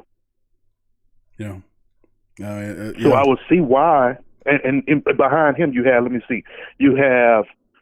like you said, okay, Bradley Roby, Chris Harris, Aqib Talib, Ronald Darby, and Darqueze Dennard. Mm. That's it. It ain't. So it's a weak. It ain't much. No, it's a weak. It's a very, as far as what you need. This is a weak. It's a weak free agency period, no doubt about it. Very weak. But if you're looking for starters and impact players, it's weak. But if you're looking for players that can help you in terms of depth, this is a free agency period. Now you might overpay for them a bit if you're not shrewd enough to be able to come up off a contract because some of these players like Robbie Anderson is going to get broken off. He's going to get paid by somebody. Yeah, he's going to get paid. Yeah, Logan Ryan too. Logan Ryan, but Logan Ryan, truth be told, he's been getting paid.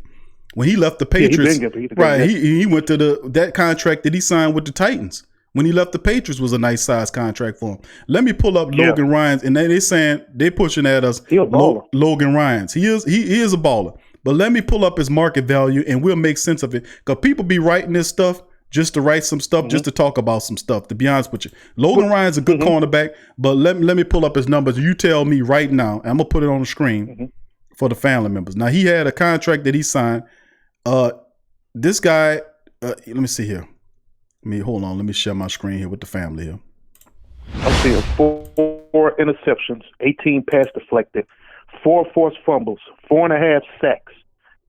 Oh, this must be a career. Let me see. Nah, this is this year. He had 4 interceptions. I mean, who on our squad had 4 interceptions at cornerback this year? Nobody. The closest guy that had that many interceptions was Marcus Williams. But this do we have a Okay, go ahead. You don't you don't have a cornerback doing that. You don't have, but he's a. Now, don't get me wrong. The guy is a very good cornerback. He signed a 3-year deal with Tennessee. That was a 3-year deal worth $30 million. That was $10 million a year. Now you see the Saints paying any cornerback $10 million. That was what he was making. His old contract. Okay. Well, how old is Logan Ryan? He's 28. Well, you got Jackrabbit at 32. How much you gonna give him? It can't be that. If the Saints currently they're paying him 11, but they have to be able to rework it where they can pull it down. I think the Saints will probably drop it a bit and end up under that 10 million mark. Stretch it out over 3 years. You think that he will, like, because he got a position he could also walk too.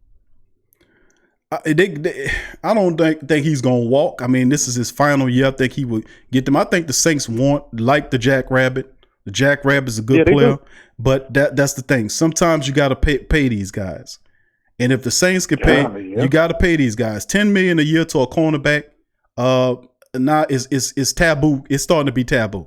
Most people say, "Oh no, we ain't gonna pay him $10 million." $10 million for a starting level cornerback. Nowadays, it's taboo. That's not really groundbreaking money for the league. Now, as far as the Saints are concerned, they're going to get used to it because they got to pay Marshawn Lattimore that kind of money. But it's got to come. But Logan Ryan's deal is going to be, he making $10 million already. So whatever he is, his market value is probably going to be anywhere between $3 to $5 million increase on what he was making from his previous mark, which was $10 million a season. So you said he probably looking at 13 this year. 13 to 15 this year. So I'm trying to tell you, this real money out here, man. This real money. But and if one go down, you still have two quality starters on the outside, because if you're going to start Chauncey at safety and he's doing great there, you don't want to put him back in a slot where he's not on the field 100% of the time, depending on who they play. But, you got to think about it. Like, because, Lattimore does get banged up. And, Janoris is getting older, so we can't expect them to, probably play the whole 16. That's why the depth situation is so imperative, because you can't predict exactly what's going to happen in terms of injuries to your personnel. So your most incredible thing you can do is just depth up. Just depth up your play, like what the Saints did when they brought in Teddy Bridgewater behind Drew Brees, just in case, and it actually worked because he carried them 5 games, 5-0, which helped them get into the playoffs. Not much happened after that, but the fact is they did make it there. Then you look at the depth situations with the defensive line, losing Sheldon Rankins and Marcus Davenport, having some depth. Now, they did not entirely increase the production in terms of sacks opposite of Marcus Davenport when he went down. True. They did do a better job of trying to send some safety blitzes, linebacker blitzes, but that sack edge disappeared, which in my mind, that's why I was saying about Trey Hendrickson and spot duty, that he's got to get there. That's still an area of concern. The Saints still need to develop Granderson, and perhaps, we'll see with Trey Hendrickson. But outside of that, the linebackers are a lot over. Craig Robinson, Manti Te'o, AJ Klein. These guys are really run defender linebackers. These guys are not really good at the pass. And now AJ Klein's my dude, but he's just not fast enough to cover these tight ends. Yeah. So you need speed there. You got space. Yeah. But the most pressing need of your defense is the back end of the defense. The depth situations behind the cornerbacks are pressing, because I believe the Saints will not keep Patrick Robinson. I believe the Saints will either reduce his salary gratefully, or they will just cut him. That's real. Well, how much that cap hit gonna be though? If they cut him. But the case of point is, what's the mentality here? I can answer that question by asking you a question, and this will decide the answer to that question. That question is, if what's the mentality of the team? Is it to kick the can down the road and just for 1 year to see if they can stick it, or is it a extended vantage point, 5, 10, 15-year plan going on here? That'll answer the question. So, how much is Chris Harris probably asking for? Probably the same. Chris Harris is probably going to be the most sought after cornerback in the free agency period, because his resume is a pretty damn good resume. And Yeah. he got the size, the position. He's intelligent, but he's one. These guys that you're talking about, they're gonna want 10+ million a year. I mean, seriously. Oh, Let me man. look. And since you asked about Chris Harris, let me look him up. I will look him up, bro. You asked me for him. I'm gonna look him up, and I'm gonna put the information on screen because we are the Great Saints Tank. The Great Saints Tank. That's what we're gonna do. Okay. Now you say Chris Harris, right? It's so crazy. Yeah, yeah. Okay. Give me just a second. Go ahead, Kevin. I'm listening while you talk. I'm gonna pull this up. It's so crazy when we start putting this out there. Now we're seeing how hard their job gonna be because, like you said, you want to replenish a lot of your secondary, but you know you don't have the money to get a lot of those guys that could make an immediate impact. So I would think somewhere in this draft you got to either draft a young corner, right, or a linebacker. I mean, that's when I go back to Patrick Queen. That I don't know why you wouldn't take him with that first pick. Because that depends on if Drew's going to come back or whatever. So I don't know how the sequence is going to go. But if Drew comes back, then I would think that you would need to go at that linebacker spot to grab him. Interesting, bro. I mean, you That would definitely. be nice. I mean, he's like a younger version of DeMario Davis. He is, but I mean, Yeah. But that was you making great points here, Kev. But that was the argument originally. Not argument, the statement that I made originally about the Saints needing to acquire more picks this draft. Look, I got it on the screen right now. Chris Harris, 30-year-old cornerback, 8 years in the league, played with the Broncos. He came out of the University of Kansas. Estimated annual salary $11 million. Market value contract, what it looks like for Chris Harris, who's going to want a 3-year deal. A 2 or 3 year deal, but using the 3-year average, 3 years at 33.2. That's 33.2 million with an average salary of 11, almost just short of 11.1 mil. So this is $11 million. This is what I'm saying. But you have Janoris Jenkins, who's making $11 million currently on your team in that final contract. So what the Saints are going to do is they're going to extend them out 2 or 3 years and drop that annual money down. So when they sign them to this deal, they could save $3 million for this year on an extended deal. Mickey Loomis's ideology has always been to manipulate the cap in a way where it provides money for today and maybe a 2 or 3 year window, and we'll deal with the depth situation when it comes. And the reason why he's been looking fantastic is because of one man in particular, Jeff Ireland. Jeff Ireland is the reason why Mickey Loomis looks like a genius, because he has been drafting so well, scouting so well, that you have guys like Elvin Kamara, Mike Thomas, who was a 2nd-round pick. I got to say that because it's phenomenal. He was a 2nd-round draft pick. Kamara was a 3rd-round draft pick. Chauncey Gardner-Johnson was, a 3rd-round pick or a 4th-round pick? I think he was a 4th. Because Hampton was a 5th. No, he was a 3rd. I think it was 4th. So you have so you got Chauncey Gardner-Johnson, 4th-round pick. This fantastic player, and then you have several other impressive unrestricted guys, college free agents that the Saints were able to bring on after they fell through the floor of the draft, and they picked them up. And those guys are either starters or making an impression on your team at a low cost. That's what's been saving Mickey Loomis, is the fact that the Saints have been drafted well. Not even the fact that they've been signing free agents. Their free agent signings have been questionable. The Eason deal was questionable. The Cameron Meredith deal was questionable. And it goes on and going on, but we looking at the draft and not looking at the free agency signings. Malcolm Brown was a nice signing. They did a good job with that one to put a really good defensive tackle in the interior there. The Demario Davis deal was impressive. Love that. Got Demario Davis here. That was special. They were even able to acquire Akiko Alonso, who played well until he had the series of injuries. He looked impressive. So it was really good moves, and several other moves like the Jared Cook move were solid signings for the team. Latavius Murray could have been a more impactful move had he used him a little bit more. So the Saints have had some more misses than hits with free agent signings as opposed to drafts. You know, they've done a pretty damn good job as far as the drafts are concerned.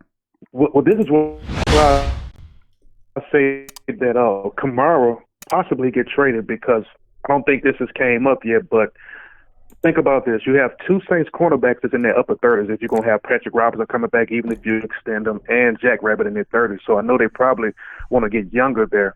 Now, Sean Payton loves Joe Hayden. Could they put a package together to get Joe Hayden out of Pittsburgh? To get Joe Hayden? They were looking at Joe Hayden. I remember they wanted him years ago. Yeah, they wanted him years ago. They couldn't get the right package. Right, and from Cleveland the first time around, and then Pittsburgh obtained. But they were looking at him prior to that. But yeah, Joe. But the thing about Joe Hayden is, besides his injury concerns to me, is that he's a very good cornerback. He makes what is his salary now? I know he's a double-digit cornerback as well. Yeah, he's double. Yeah, I know. But I mean. You want to get younger, I guess. I don't know. I mean, I don't know. None of these guys not going to like really last 16 games every year, but you want somebody who can hold it down, at least three good corners, because, one of them goes down, that other side looks very shaky, so I don't know what they do there. Yeah, well, that's the thing. That's why I said that's why Janoris Jenkins makes so much sense to me, because you don't want to have too much turnover in the secondary. You have two impressive cornerbacks there already. You just need to do the easiest part of the job, which is filling the depth. Finding a good nickel back is a lot easier than finding a starting level cornerback. Come on now, and a dime back. How much Talib got left? How much Talib got left? But will he accept? But his Talib is talented, but his attitude, he's a star. In his mind, he's a starter. You gonna try to get Talib to come in here as a nickelback? Won't work, Kev. But hold up, he's 32 now, ain't he? 32, don't make 33? a difference. He still see himself as a starting level. I'm telling you. No, I don't think he can see that now. He's up in age, man. I'm trying to tell you. Do you know who you talking about? That dude is super arrogant, super competent, and when he's going to command top dollar. And when he plays for you, he's good because he knows he go out there and he makes stuff happen.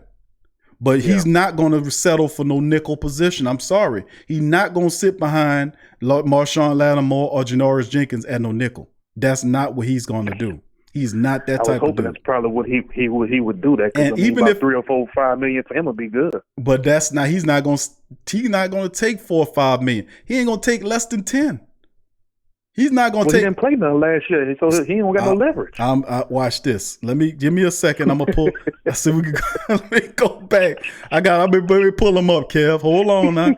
Give me just a second, because see, we talking about stuff, and that's why I say the Great Saints Think Tank, the Sports Coma, is because you can hear people talking, but when you put the numbers in the words and the numbers don't always match together. But when we talking about stuff, and then when I tell people what I say, and then I reinforce it, like I say, you have verbal truth, and then you reinforce it with visual truth, and then people get the picture. Now, Aqib Talib, they're gonna pull him up I'm gonna put him on the screen momentarily, and I'm gonna see if I can pull up his market value. They don't have the market value indicated, but that's an easy formula to come up with based upon what he currently makes. Hold on here. Let me see. What is it? How old is he now? Isn't he like 30? He's 33 years old. There you go. He's 33. Now his deal, it's a 6-year deal at $57 million. All right, so $57 million with a $5 million signing bonus. That's just shy of $10 million. That's $9.5 million a season. All right. Now how long was that ago? That was like 2-3 years ago, though, right? That was his last contract that he signed. That's the contract with the Broncos.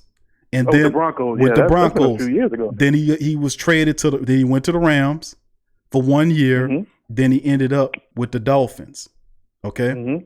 Now of course he's a free agent this year, but he going into it. Now remember, the thing is, his average for that contract that he was getting traded around on, the average salary average per year. Hold on, let me pull it up so the people can see what I'm saying, because I like to show these things. All right. Now I put it on screen.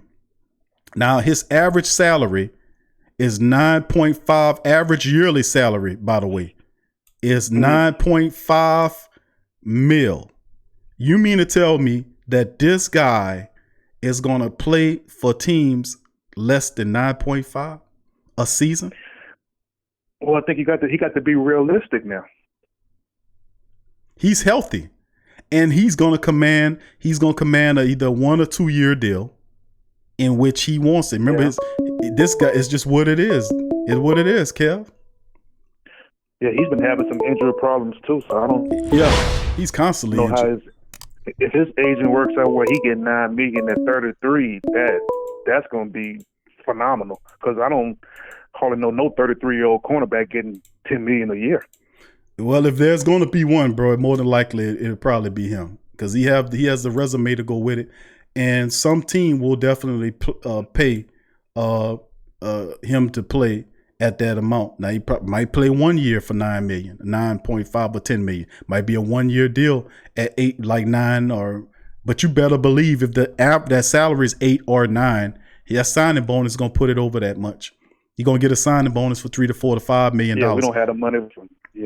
So I'm saying at the end of the day, we don't have the money for that. But this is back. But why is that the case though? See, that's the thing. Who that to you, Troy? I see your family, Jay Giggity. And all the family members in the building. Hold on just a second, Kev. Hold your thought. They're kicking that can.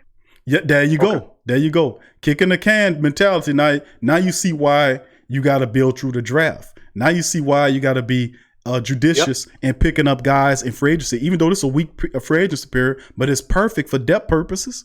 It's absolutely perfect for depth purposes. For depth purposes. And that's all you need it to be. And you got one. And you got 1 or 2 guys in that could really make a difference if you had the money. Well, I mean, so it keeps coming back to that. You ain't gonna have much money after you re-sign, and hopefully, and if Drew comes back, and let's say if you sign Kamara, where's the rest of the money? Well, that's what I'm saying. At the end of the day, the rest of the money is gonna come from the team itself, which means that the Saints are gonna go back into the roster, and they're gonna go to people like Teron Armstead, and they're gonna go to people like Larry Warford. And they're going to go to those guys, and they're going to peel off even more money from their annual monies and give them the upfront money. So they're going to peel off $3 to $4 million off of Teron Armstead and then give it to him in the form of a salary, a signing bonus or something like that. So this is some of the things that have some disgruntled offensive linemen. I don't think they'll be disgruntled by it because it's not a cut and pay. It's all they're doing is they're just taking the portion of the money off the salary that they will get later on and giving it to them now. So I don't think that they'll be disgruntled by that because that's a common practice that most teams use to free up money. Come on, Q. Come on. When you see it on the paper, you see a portion. What portion? That's gone? Or like you rework a portion? Why? I played the whole 16 games a year. I played injured. And I gotta take a portion less or rework it to get more down the line. Come on, man. Come on. Some disgruntled offensive linemen there. Well, I mean, I don't think Teron Armstead would look at it like that. I just think that, even though they're asking him to take, like, if he do what he's due, like it's in the double digits, and they ask him, we're gonna cut you by $3 million. That by $3 million will take $3 million off of his deal. That don't necessarily mean that he will have to take a pay cut. All I'm saying is they'll take that $3 million that's in his contract and pay him right then and there, so that money will be freed up on the cap. That's not like he's losing anything. You see what I'm saying? He's not losing anything there. Even how you rework those, when you average it out, how much money is that still to make major moves? Well, I mean, it adds up. Major. It adds up because the money that he gets from the Saints going to do, they do this every year. The money that he get from several different contracts that they're going to rework. Patrick Robinson is probably going to be released, and they're going to cut his money, let it fall on the dead money cap. The fall of dead money, which the Saints have some dead money. It's not too bad. But at the end of the day, it's cleared up. Right. So at the end of the day, what I'm saying is they're going to they're going to go and rework several contracts or so. They do it every year. And then they're going to put that money on where they think it's supposed to go. But you still have no quarterback situation. You have no quarterback right now. You have a restricted quarterback. You can't do anything until you solve that. Until you get there, you go.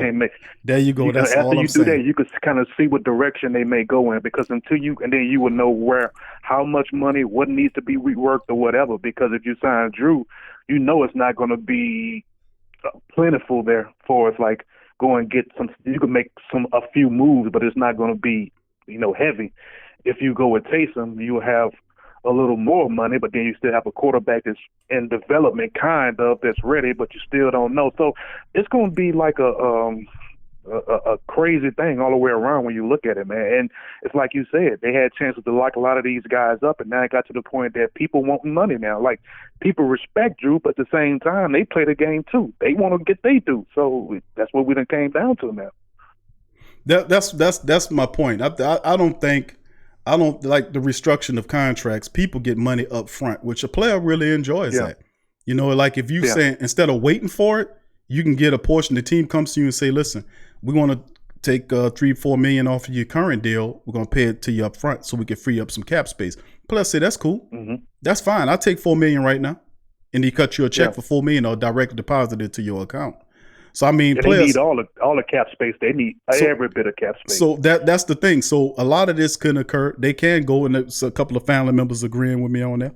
Revolt says restructuring don't hurt the player. He's getting more money early. Thank you, Revolt. Lloyd says the money that we'll get is the same. You get it up front. You're not losing money. They can hit 7-8 players if they want. That is true as well. And the Saints have done that. Jason King says all this money talk is why Drew has to go. $36 million for a 41-year-old QB is crazy and straps us financially. That is. So when the you family start members talking about it, it becomes more evident as we talk about it, and we going through different graphs showing players and what their salary is and what our cap has to be with restructuring and playing. So you see how tight it is, and it's like, man, 36.5 for ooh. Whew. How much is that cap hit? Like, going to be like $40 million this year if he comes back? It's undetermined, bro. But you can estimate it's getting up there. I mean, it's crazy, man. At the end of the day, but that's why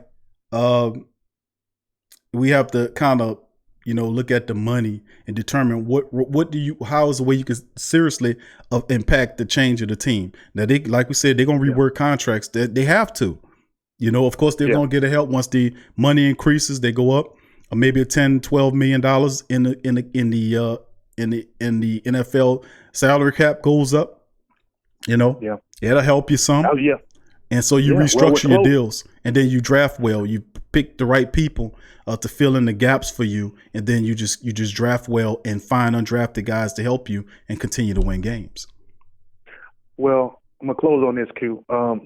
It's as we see, it's paramount for the Saints to make every hit in the draft this year. I think they're going to have to trade up to get, however they work this out with trading, whatever, they're going to need more picks because you don't have money to supplement a lot of spots, and you want to have some cap room. So they must draft a receiver. Definitely you need. You can even look at it. What if Jared Cook mixes a lot of time this year? Then who do you go to as a backup tight end? You're going to start, for the whole rest of the year? Well, Josh Hill is serviceable. He got a cheap contract that he's working with the Saints. And then, of course, you don't have a third tight end. There's a practice squad guy, but then again, you actually Taysom Hill is your third tight end. Well, whatever happened to the guy they drafted out of Notre Dame? They released him before the season started. He got signed by, I think it was Arizona. No, that's Dan Arnold. Somebody picked him up. I know that he was on a roster somewhere. I remember seeing him on somebody's roster. I don't even remember him even getting many looks. I'm like, we don't really know what he could. No, he wouldn't. He had speed. He could block a little bit, but he wasn't ready. Yeah, okay. Well, I appreciate you taking my call, man. Let somebody else jump on, bro. Thank you, Kev. Appreciate you, bro. Who that to you, my man? Same to you, man. Who that? Peace. That's Kev, man. Diehard Saints fan. True blue member of the black and gold member of the great Saints think tank. As you know, Kevin thinks like a general manager, man. Me and Kevin could sit up here and talk for hours, man, about it, man. He thinks like I do with a lot of topics. Big ups to the family members in the chat. Please hit the like button, the thumbs up button in the chat, if you will, family. Thanks, Kevin, for joining us. Live lines open, 504-475-4482, 504-475-4482, 504-475-4482. Live calls are open. Call up, vent your frustrations, or if you don't have any frustrations, perhaps your thoughts on the Saints and free agency. As far as the draft is concerned, what do you think? You heard what Kevin and many other the great Saints think tank family members were chiming in about thoughts about Drew Brees' contract, what to do about Taysom Hill, and the like. Thank you, Crass. Thank you, brother. Appreciate you. Say weekly contribution, Q. Love the show. Thank you, Crass. Another great member of the Black and Gold Sports Coma. Great Saints. Tank, my dog Crass in the building. Thank you, family. Derek says, Dollar, we have to think about the future. That's not helping the team. He'd rather keep us in debt and go 13-3 that have a not so good record and get our business in order for the future. The great Alizé Mack, thank you, Sat Scott. Appreciate you, family. He says Super Bowl champ with the Chiefs. Oh, is he really? Really? I didn't know that. I seen him somewhere. I didn't realize. I knew he took on, once again, thank you, Crass. See, I didn't realize that. But Alizé Mack, Sat Scott say he's a champ with the Chiefs. How about that, man? That wasn't so bad, was it? But anyway, 504-475-4482. 504-475-4482 is a live line for you to call in. A lot of great questions, concerns, comments the family members are making. Big ups to the family members. John joining us in the building. Ramsey Walls, Big Smoke Dog. Big ups to my family members joining us while I was in there running my mouth. Joey and Isabella, big ups to you as well. Family, if I didn't see you in the chat as well, I think I give Charles Mayfield a shout out as well as the rest of the family members chiming in. Dallas Allen and Robert Clark, all the great family members. Appreciate y'all for joining us in the chat as well today in the Sports Coma. Troy Johnson says, go back and watch the film on that dude. He takes bad angles and miss a bunch of tackles. I ain't worried about no interceptions. Thank you, fam. Let's see. Keep it going. JT said, I think the Saints will terminate the contract of P-Rob. Thank you, JT. Let's see here. Troy says, why do y'all think PJ always cover with his back to the QB? Because he's stupid. I mean, he can't cover a bed. He don't have any confidence. He has fundamental, poor fundamentals and cornerback techniques. He's used to getting burnt, so he doesn't want to see the burning coming. That's why he turns his back. I can go on forever and ever about PJ Williams, but it's just what it is, man. PJ Williams, man, goodness gracious, man. I done seen enough of this dude. I done seen enough of his ass. Good riddance to PJ Williams. Let him go on somewhere else, man. Take that poor ass technique somewhere else, man. For years, they've been trying to teach that dude to follow the ball, and all that he does is turn in burnt performances, burnt toast performances of epic proportions. The season finished on a burnt toast performance by PJ Williams when he actually got shoved, and being that it was PJ Williams, they just said, you know what? We ain't gonna even look at it. Even though it was a stupid call, they should have called it. But PJ Williams would have made that more effectively had he had turned around. He would have had an opportunity to make a play on the ball. And if he was facing the ball and the guy pushed him, they would have been forced to make the call. So, I mean, come on now. PJ Williams has got a lot to do with this as well. 504-475-4482. 504-475-4482. 504-475-4482. 504-475-4482. 504-475-4482 is the live call-in number. And you guys call in and chat and drop y'all game as well. Like I said, family, I wasn't going to do a long show today, maybe a couple hours to drop down and talk to the family members and cover some stuff as well. Revolt says we had another tight end we cut that the Chiefs picked up. 82, can't think of his name. Is Yeldon. That guy was he used to play for West Virginia, I think it was. It's Yelder. What's his name? But he was a big tight end. He wasn't much of nothing, but I remember we had him in camp. We was high on his blocking ability and the fact that he could have been a H-back type of tight end, come in and block for you like Who-Man was. So that's pretty much what it was, man. So I forgot the guy name. It started with a Y. Yeller or something to that degree. I don't remember his name. But anyway. But that's some of the information delivered to the family members from the draft. So but thanks. I like to say everybody, thank you, man. Yelder, yeah, that's him, Yelder. I remember him, a Revolt. We had him here for a little bit, and ultimately he didn't pan out. The Saints seen him, but he helping somebody else win. I think the Saints gave up on Alizé Mack a little too soon. You know, you could have stashed him on the practice squad, man. You could have practice squad stashed the guy, man. You know, because you need a tight end. You only need another tight. You only have two tight ends, and see, he was foolish enough to cut Alizé Mack and put, you have your boy Taysom Hill running around playing 3 or 4 positions, and then he taking positions from other men that should be on the team. And don't tell me that don't cause some disgruntlement as well. How you think Traquan Smith, who's a wide receiver by trade, feels when Taysom Hill, the quarterback, is out there doing stuff for him? You don't think that impact those players? I'm just asking the question. I'm just saying, man, think about it. We don't get that. We don't look at that aspect of it. You don't think for a second with Taysom Hill running around there catching passes like a wide receiver and playing tight end and special teams and running back, that don't make the running back mad that he getting his snaps? Are you serious? You don't think that happens? Especially when most of those contracts have in them clauses where the players get paid based upon the percentage of the plays that they actually play in. So of course, when Taysom Hill is getting snaps for a running back that Latavius Murray is supposed to get, or catching snaps at wide receiver that Traquan Smith's supposed to be getting, that definitely has to affect the player in his pocket.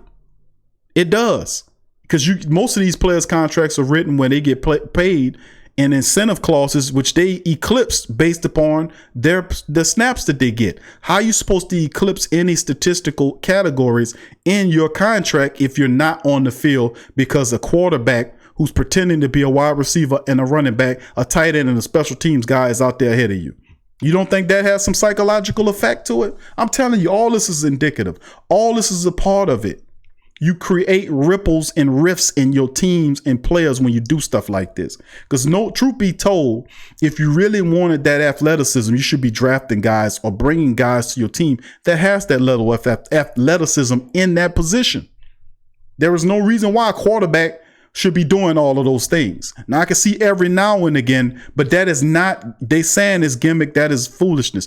It's not gimmicks anymore. That is a staple of this man's offense, is to use this man at every position that he could think of.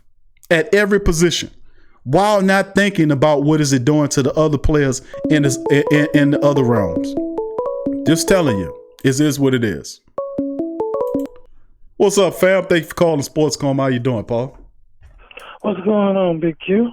I can't call it, my brother. I'm just chilling, talking about the Saints. My man, how you feeling today? Oh, I'm doing good, Q. I'm enjoying this day. It ain't too cold. It ain't too warm. It's almost perfect. Yeah, it is, bro. And a perfect day for some Saints talk, too, brother Paul. Sitting outside with a cold one and listening to some great Saints talk, man. That's heaven on earth, brother. Oh, man. It make you feel good in the neighborhood, Q. What's on your mind there, brother Paul? What's going on with you? Nah, we could get the Saints to be that cool and smooth and sweet to us. Oh, man, we'd be almost in heaven, Q. Yep. I mean, Q, you really got to look at the thinking. Like I said, I'm really, lately, I'm really questioning thinking over Airline Drive, man. I don't know what Sean Payton is thinking. First of all, I think Sean Payton, too, I think he's been reading his press clippings a little too much from time past. He just think, just like the running game. I'm smart enough. I'm smart. These coaches can't beat me. These coordinators can't figure me out.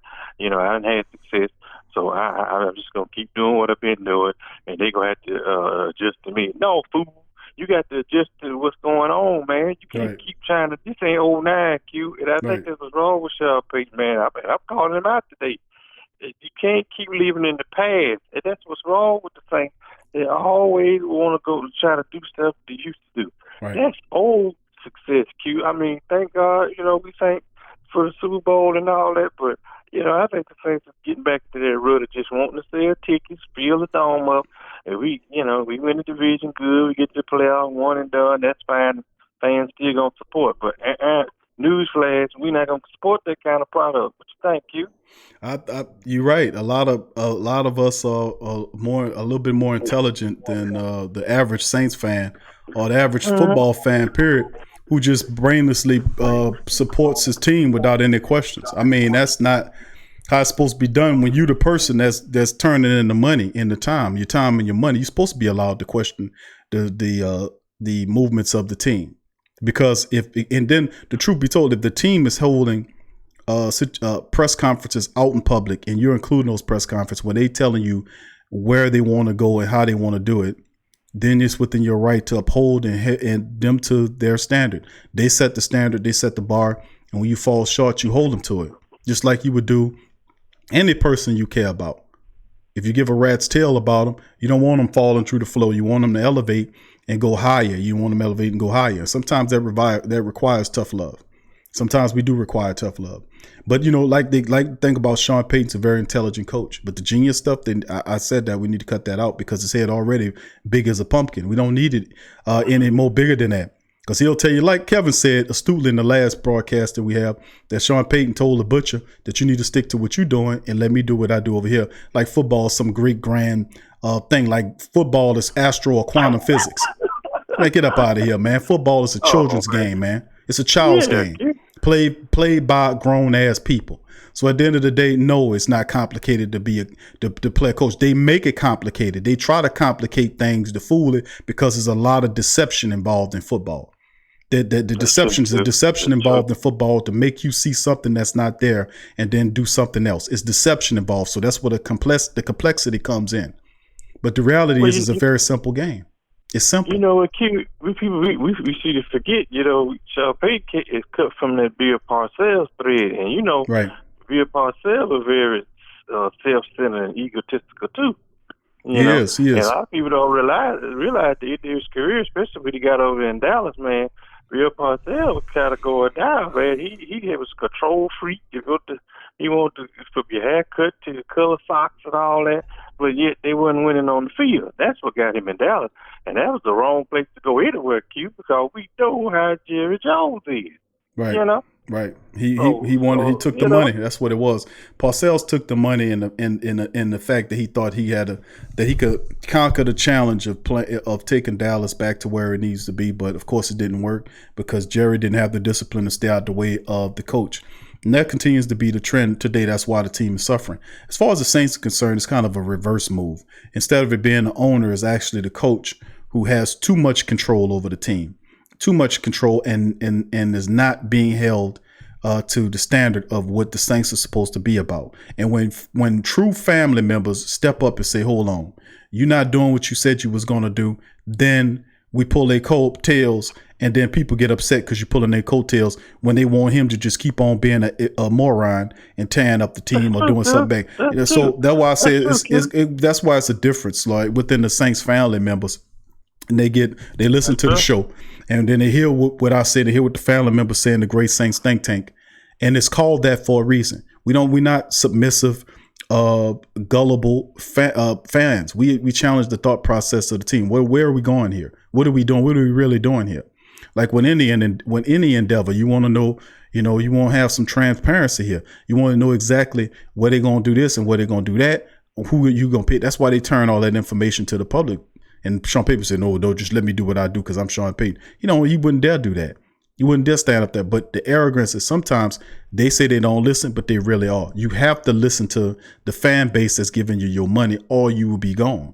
And a lot of people thinking that the Saints can't win without certain individuals. It's a culture of winning in this building. Once it's there, it's there. You got people that come in and keep it going. Can't change that. That's what I'm saying. Yeah. So you got now there's two pieces we talking about dealing with in free agency that the Saints could possibly lose coming up soon. Drew Brees could ultimately decide to retire. He could not come back.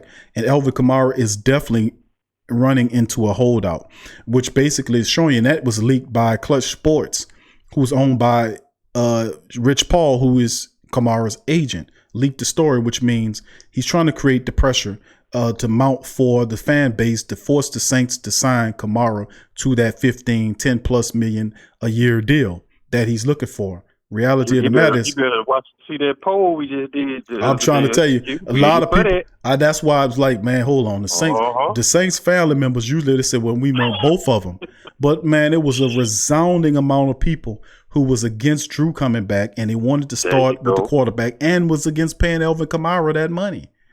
You know, it was like, no, let's give it. And then you got various people out. He got 2 of the 5 top paid running backs in the NFL right now. Teams are trying to trade him. Ty Gurley of the Rams, they're trying to get rid of. There's trade rumors circulating around here. They're trying to restructure his contract. If they can't do that, they're going to trade him. And then, of course, there's the other guy, Le'Veon Bell for the Jets. Oh, yeah. So they're trying to get rid of these guys, man.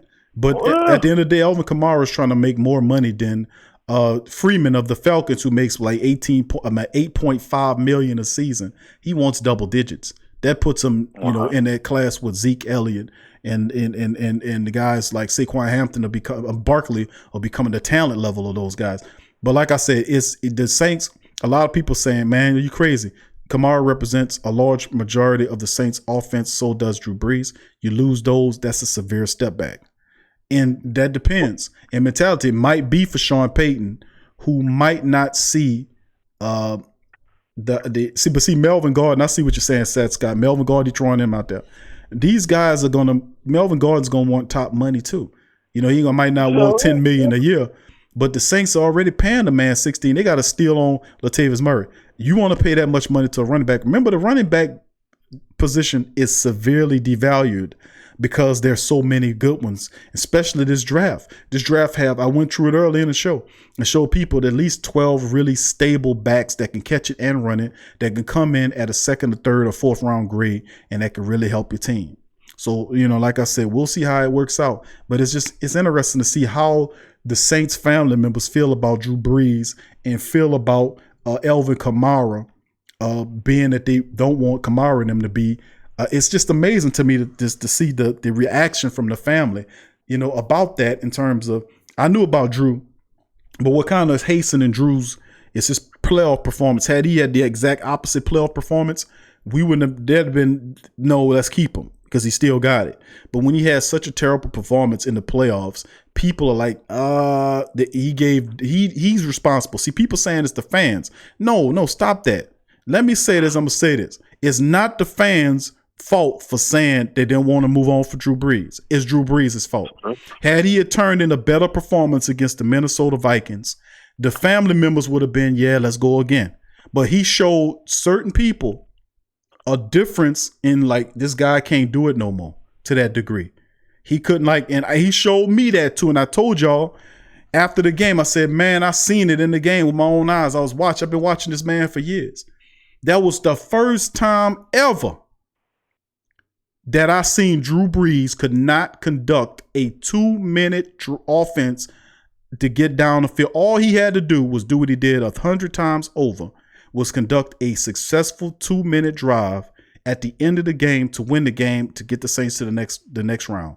Could not do it. Was off, ran up to, just terrible.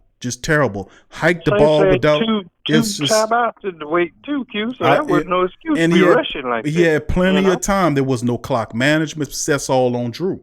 Drew has all the total command of that. And when he had that performance, that gave a lot of doubt in people's minds. So for the family members who are pro Drew Brees, don't be too upset about the people that are not. Remember, they only feel that way because Drew Brees' performance in the playoff game told them in their minds that he has reached a level in terms of his age that is difficult for him to make it. And Sean Payton is not going to dial it back and run the ball no more, as much as he's supposed to. Had he had done that in that game and took the pressure off of his quarterback, it might have been a different result. But the reality is that he didn't. And as long as Drew Brees is there, Sean Payton is going to over rely on him. And I'm going to tell you this here. If Sean Payton telling y'all that he going to bring Taysom Hill back and Drew Brees here, and it's going to be a transition year, take it with a grain of salt. He does not have the discipline to run a 75-25% offense, 75% Drew, 25% Taysom Hill. He does not have the discipline to do that. He does not have the discipline. He ain't going to do it. Don't believe it. Y'all believe. Don't swallow that. He's not going to do that because he don't have the discipline to do it, because he don't even have the discipline to stick to the running game, to help his own passing game. So if you don't have the discipline just to do that, then how am I expecting you to have the discipline to do the other thing? You don't. And as long as you Mr. Arrogant and that nobody can tell you nothing, and there's Saints players that listed, and I'm gonna tell them just like I told everybody, Sean Payton is welcome to come on the Sports Coma and talk to me in front of the entire Great Saints think tank. I would love that. I invite Sean Payton to talk to me about the Saints and football. Now he might If have he been was the coach. real man, He you bet. about being bravado or something. He's a real man. Come on the show. I extend the offer to Sean Payton. There's several Saints players that listen to the show, and people in that building that listen to the show. Sean Payton, I make open invitation to Sean Payton to come on. He's more than welcome to come on the Sports Coma and talk to me about this team in front of the entire Black and Gold Great Saints think tank. He might have been the coach of this team for 10 plus years, but I've been on this team for 30 years. So you can stand before me and we can have a discussion, and you won't be able to get away with the media things that you give me because I'm gonna stop you. You won't be able to give me them old milquetoast comments about contracts, and that's why he's not gonna come up on here. But I welcome him come up here. I invite him to, and not just Sean Payton, but all of assistant coaches. No, it ain't gonna be you do this and you do that. Football is football. That's a response that you give, so you don't want to answer no questions. That you don't deal with them. You don't tell somebody who want to learn something about what you do. You just do what you do and leave me over here. I know what I'm doing. You don't do that. If you're a real coach and a real person, and your part of your job as a coach is to teach people stuff, that's what coach is, an instructor. And if somebody asking you, I don't care if it's a player or somebody on the street, and you forgetting your place, Sean Payton, your salary don't come from Gail Benson, it come from the Black and Gold family. That's where the money comes from. The Black and Gold fan base pays you your money. So you need to be more respectful of the people that are Saints fans that's asking you questions about you doing foolish stuff in games. You don't have to be a coach of this team or a coach in the NFL to talk about or know football. You don't have to be, because it's a children's game, and it's meant to be a children's game at a children understanding. The only problem where it get complex is when they start throwing in the deception, the deceiving and the deception. That's when it gets complicated, because they want to muddle your view of what you're looking at. But football has been and always will be a children's game. But I've never had a problem with issuing open invitations for people to come on this platform. You can come on here and talk to us, talk to me, and be asked questions by the Great Saint Think Tank. I would love to have them here, because we can get to the bottom of this. Your ground rule is you got to be respectful. Even if Sean Payton, I know he's the head coach, if he come over there disrespecting, you gonna give him the boot. I'm gonna get them together. You can't. I don't tolerate no disrespect on, and I don't tolerate disrespect of my family members here on the Great Saints Think Tank. This is a respectable forum. With these are great people here, and I respect my family members, and I won't have nobody disrespecting them. And y'all see me go to bat several times throughout these shows where people try to disrespect the Great Saints Think Tank. Don't I go to bat? I don't just sit up here and take it. That's what I'm saying. So I don't care who you are. I don't care who they are. I'll get your ass together. I don't care. It's an opening. I've said that before. I don't have a problem with talking football with these guys. Let's talk football. I talk football with reporters that's supposed to be insiders, basketball, football. I talk to them. There is information. Knowledge is knowledge. I don't care who you think you are. You don't think who you think you are. You might be the person that covering it, but you might be another guy out here who don't cover it that know more about it than your ass do. So like I said, at the end of the day, it's all information. It's all knowledge. So if we want to talk, let's talk. That's why I call you Buddy D 2.0, because it ain't like Buddy, because like you said, he's always say, I don't wear rose-colored glasses. I see what I see on the field, this, that, and the other. Even with the front office stuff he saw in there, he called out on the show. They would get angry with him, but he didn't care. And that's what you call fair and balanced journalism. When you ride with your team when they good, but when they screwing up, you call them out still. You got to. But Q, the same been down this before. I don't know if you can remember now, but you remember when Jim Finks died, and instead of Mr. Benson going out getting a GM, he had Jim Mora, Jim Miller, and Bill Harry running the GM office, three-headed monster. And we saw how much trouble that wound up being. You just can't keep doing stuff like this. And, the Saints have a history of just trying to get by, Q, but that ain't going to cut it, because prior to that, you hadn't won a Super Bowl. After you don't won a Super Bowl, everything you do that's less than that going to be suspect. What you think, Q? Great points. Great points. Very great points, and wisdom all up in there. I agree with you. I think a lot of the we as a team, it's where are we going here? That's all my question is. And I'm asking the question, Brother Paul. I want to know where we going here, because it's my responsibility to, if we all in a boat or a ship or a plane together. And my first thing is, I step on this plane, Where are we going? What's the destination? What are we supposed to be doing here? Where are we going? Why are we signing Drew for another contract when Taysom Hill is a quarterback that we could use to go forward? If Taysom's not the answer, why not sign Teddy Bridgewater? Why did you tell Bridgewater that he was the future, and then now you don't want him no more? You want Taysom Hill, who's not ready, who's not really the future. He's not ready for a whole nother year, in your opinion. And I want to understand why.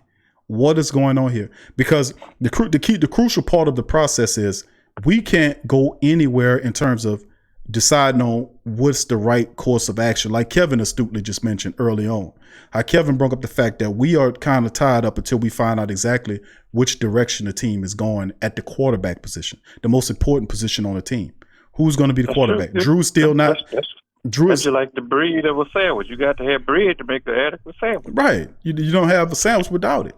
You know, I mean, it's just, you got a mess on the counter. It's pretty much what you try. But this is the whole thing. When I'm looking at it. Who that to you, William Musgrove? I see you, fam.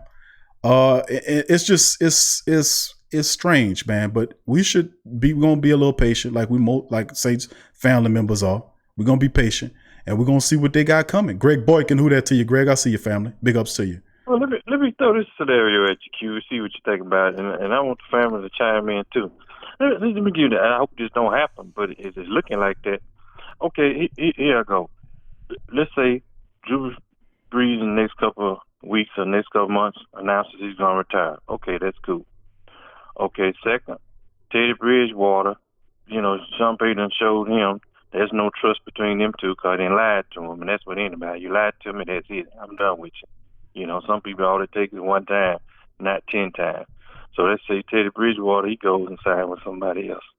Okay, then you got Taysom Hill. You don't know what you're gonna do with him. Let's say he signs with somebody else. Okay, you go in the draft, you draft a quarterback. You got to draft him high in the draft, but then you got Andy Dalton, you got Phillip Rivers out there as a free agent. Which one would you go with, Q? If it came down like that, what you think about that? If Drew Brees retires, Taysom Hill signs with somebody, and what happens to Bridgewater, Paul? He signs with somebody too. Yeah, he signs with somebody. Okay, so if you ain't got no quarterback. Okay, if that's a scenario, then of course, in free agency falls before the draft, I would look at getting a quarterback. I would shoot at like I said, I like Phillip Rivers. I like Phillip Rivers. I mean, he's 38 years old, and then I just like Phillip Rivers. I think Phillip Rivers can give you some value and keep you relevant exclusively for that scenario when none of them, you lose Teddy, Drew retires, and Taysom accepts a deal that the Saints are not willing to pay. Then I would go look at a guy like he's 30-year-old Phillip Rivers, and then I would draft a quarterback to replace him. Replace it for a couple of years and then do it the right way it was supposed to be done. Right. But that's what I would do. People want to go, he'd go up to Tennessee and try to get Marcus Mariota. I know how he thank you, and you can figure him out too. That's not a bad move. Marcus Mariota is actually a pretty smart signing for the team because he's still very young. He's still very young. He's a tall quarterback, high. He just didn't click in Tennessee. At first he did, but I don't know if the systems. The guy had like 3 or 4 different offensive coordinators every year he played there, and that type of instability you can't have that kind of instability. Sean Payton's basically had the same offensive coordinator with Drew Brees for 10 years or so. So I mean, if you can provide that level of stability and the offensive run for Marcus Mariota and the offensive line as good as the Saints offensive line, for him to stand behind, big quarterback, tall, accurate, he can gain his confidence, give him a running game, and he could do some special things. So Marcus Mariota is an intriguing thought process for the Saints, but he's not a filling. That's what I'm saying. He's not a fill in the gap quarterback at that age because he's still very young. He's a guy that can actually come in and be potentially a quarterback for you for a 5-6 year gap. Look what Ryan Tannehill doing for the Tennessee Titans. They signed Tannehill. He can actually be their franchise quarterback going on ahead. He's still 2 or 3 years seasoned. He looked terrible. Right. So I think I do like the Marcus Mariota. It's the instability that he had in Tennessee and the offensive coordinator is concerned he won't have that here. Tall quarterback, accurate, had injury issues that should disappear as long as the Saints have a sturdy offensive line and a running game to take pressure off of them, give them a tight end, continue to add to the wide receiver room, which I say was the weakest it's been in a very long time, opposite of Mike Thomas and Deontay Harris. Very weak position, very weak wide receiver room, weakest that has been in a long time. Saints need to draft in there. They need to add some more depth to that situation. So, I mean, you add him there, and I think Marcus Mariota does make sense there. He won't. I have to check his market value, but if that scenario unfurl, I wouldn't be mad about that. I wouldn't be mad about that Marcus Mariota move. Oh yeah, I can see Lewis doing something like that. And the truth be told, to say this, to compare Marcus Mariota to Taysom Hill, Marcus Mariota can actually come in and compete for a starting job if you sign him, as opposed to what it is with Taysom Hill. The Saints don't see him as a starting quarterback. If they did, they would have been in there right now saying he's the starting quarterback and not begging Drew Brees to come back and giving them all the leverage.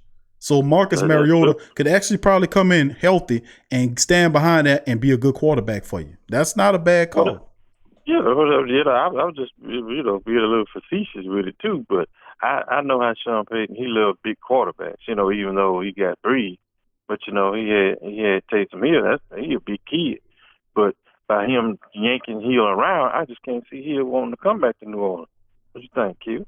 I mean, you got a point on there, Brother Paul. I mean, it's going to be hard, Q. Like right. you sit up and tell me you don't like me, I ain't read it, all that. Well, I mean, we ain't going to be cool. We just ain't going to be cool like that. Well, I mean, the various reports, you heard what they say in the public, but you expect them to say that like in the public. Manhood almost, Yeah. The quarterback. Well, you expect them to say that much in public.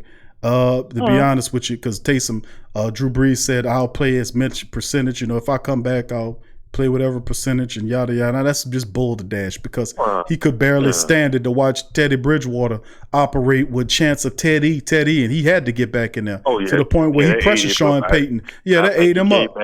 Right. Well, that was because of him. That was because of him. He was pushing to get back because Teddy Bridgewater was tearing it up. Teddy Bridgewater could have went 6-0 into the break. Right. I'm just saying he was pushing for that. And just certain things I see from Drew Brees, Paul, like when Demario Davis was doing the chants when he was out. When Drew Brees came back, Demario Davis do it. I remember watching it in the pregame. Demario did it. Y'all tell me if y'all seen this one. Demario Davis was doing the pregame chant, getting people bucked up. Drew Brees was standing behind him. Then Drew Brees jumped ahead of him and did his thing. I'm like, why would you need to do 2 of them? They're already bucked up. Take your ass out there and play football. But that's just the fact that installed that I'm the man on the team. It pops up. Drew Brees is not a saint, man. I'm a saint in the terms of just all good. He's a human just like anybody else. He got his egos and stuff like that involved, and that popped up. I see it. I see it just like with most people. But the reality is, it's the thing. The Saints giving all them the leverage. We'll see how it rolls. But that's where a lot of people are kind of stuck on. Which direction do we go here? It's a wait and see game to see what Drew Brees does, and we stuck right there. You know what's not gonna make us as the fans happy? If there's any, I don't see the Saints doing no 13-3. Like you said, that 4th season you might dominate them first 3 years, but that 4th season you do for a drop off. I think the Saints will be hard pressed to win 11 games next year. I'm just gonna be honest with you, with the schedule that I'm looking at. Tough schedule. Be hard pressed. Tough schedule. I still say they double digits. I still say they double digit winners. They were 13-3 last season. 13-3 before that time. It's a very tough schedule this time around. But I still see the Saints as a double-digit win team. I still say they can win 11 and 12 games coming up next year because that's why I bet Q 11 to 12. I still see 11 and 12, and I say because even though they're going through a bit of a transition right now, I still say that they'll draft well enough to cover a lot of that up. They'll sign well enough to add depth to the situation, and they will do what they do best. The only thing is, to take it to the next level, Sean Payton is the reason why they're not excelling. It's because he's not operating balance. He's not running the ball like he's supposed to help his offense passing game out. I heard a report on the radio last week talking about the Saints. The reason why people keep talking about the reason why the Saints lost the game against the Vikings because the Saints didn't run the ball. The truth is the Saints couldn't run the ball. The Saints the Saints couldn't run the ball. The Vikings had the Saints run the game shut down. And I said that is bullshit, man. That's bull. That's like, what are you watching? These supposed to be loose in the game. And like these fullback. They put these simpletons up here on the radio, and they said it, and I'm like, that's absolutely not the case. How did the Minnesota Vikings shut the Saints running game down, and they were averaging 4.2, 4.5 rush yards per game in the game itself? How did they shut them down, averaging like that? How did Latavius Murray was averaging 4.5 a game on 5 carries? The reason why they were shut down was because the coach shut them down. He didn't run the ball with Latavius Murray. The Minnesota Vikings couldn't stop an angry and vengeful Latavius Murray. The only person that stopped them was Sean Payton not running them. So it's just foolish. It's just foolishness, man. But I'm glad this platform is here to bat these crazy bastards back to hell with this silly commentary, man. It's just frustrating. It's not complicated to look at it, and it's asinine opinions a lot of these foolish reporter people be talking about.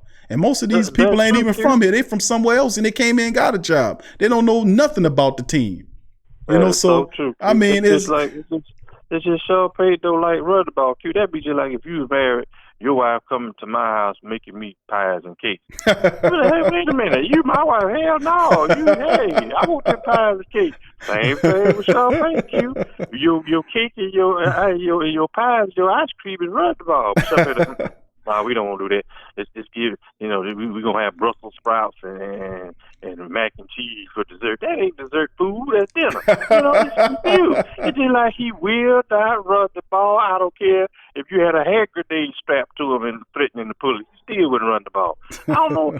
But you know what? Your success can also be your vice, too, because, like I said, you won the Super Bowl and did all that with Drew slinging the ball here and there. But now you get some people don't know how to adjust to the game. When you get like that, Q, you really go fool around. And Sean Payton not careful. I'm gonna say this. Nobody else man I said I'm bold like you.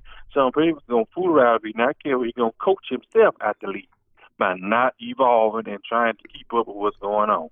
Why are you still trying to run an offense that ran 10, 15 years ago when coordinators and coaches are evolving like the Brady coach that's there in Carolina? You think he's going to be trying to do something Vince Lombardi did 50 years ago? No. He's going to try to do something new and innovative that teams ain't never seen before. I'm looking forward to seeing it. That Carolina offense is going to probably be pretty explosive, and we're going to have to deal with it. And that's why it's important, too, that we can't lose nobody in that secondary, really, that's been playing. Now, like the William Boy and Packer Robinson, they can take a flight to China for as I'm concerned. But I'm talking about people like Lattimore that we know coming in and shit beside. With you, a lot of people don't realize that Lattimore was just like Deion Sanders. To this extent, he was cutting one side of the field off.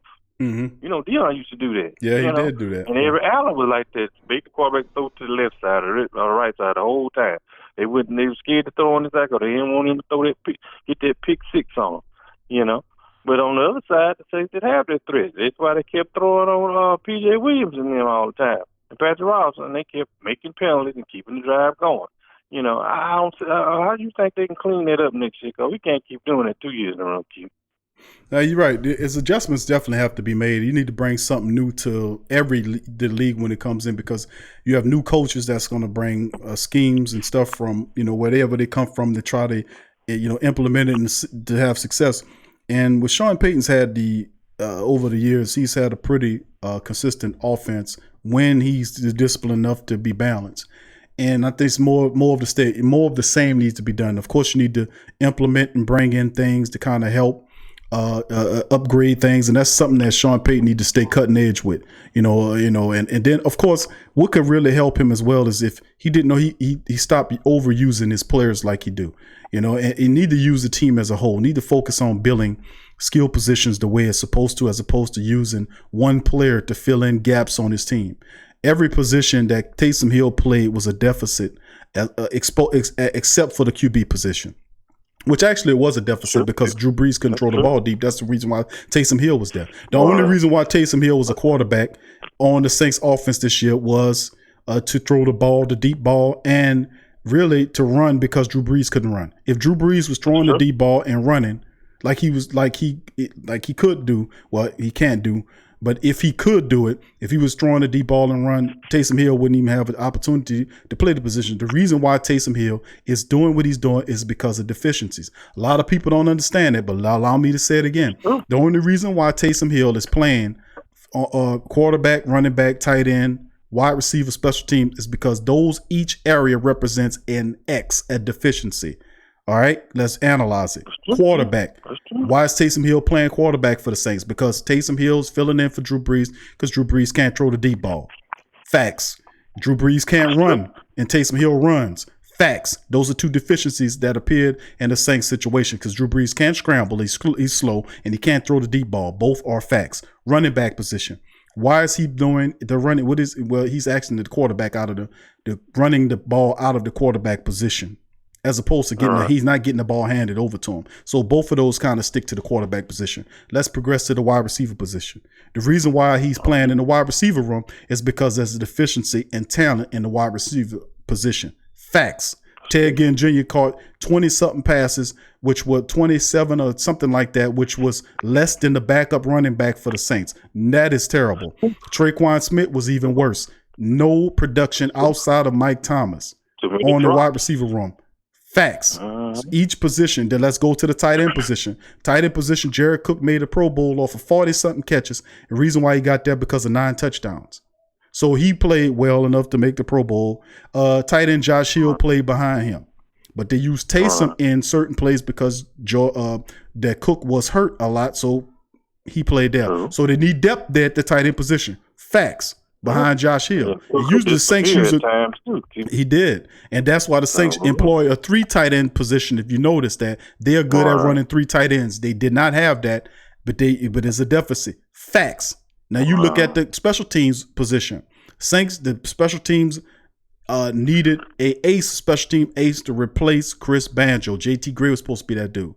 JT played all right. He wasn't spectacular, but they were looking for somebody to provide the spark that Chris Banjo did that wasn't on the special teams in the coverage games and whatnot. Facts.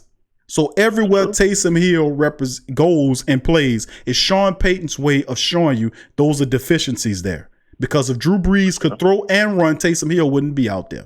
If the Saints had decent wide receivers outside of Mike Thomas, Taysom Hill wouldn't be no need for him to run out there when you're a quarterback. Tight end, same scenario with the tight end and special teams. Think about it.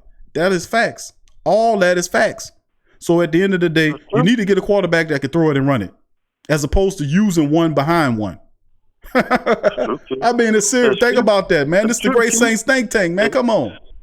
Sean Payton is delusional, Q. If you can see all that on the team and in the plays, and I can see that the other think tank fans, how he think the other coaches in the league and coordinators can't see that? He delusional, Q. Like I said, you sign the alarm and get him. You need to wake up, smell the coffin. Because I promise you, if he do this same kind of best, and you know he hates to change and do anything different, it's gonna be the same result next year. You know, and the fans gonna get tired. You know, we're long suffering, which is Q to a certain part. But hey, we turned over Bora. That's what's just being mean and dick. But they caused that because of what they were producing on the field. And we just not gonna put up with it, kids. Like I said, you don't want a Super Bowl. We're not gonna take, and pay for no mediocrity. You can forget it. That's just the way that is. Yeah, you make some points there, brother Paul. I mean, real interesting, man. We got to be able to, we're gonna ride. We're gonna ride with our team, but that don't mean that you're not gonna ask them what direction they're going. You got to be able to do that. But big ups to the family members in the chat chiming in. Superstar Louisiana boy. Big ups to you. I see your family in the chat as well. Good to see your family chiming in. Smoke and the rest of the family in the building. William Musgrove, big ups to you. Kelvin Washington, big ups to Kelvin Washington from Phoenix, Arizona. Big ups to you, Kelvin. I see you, fam.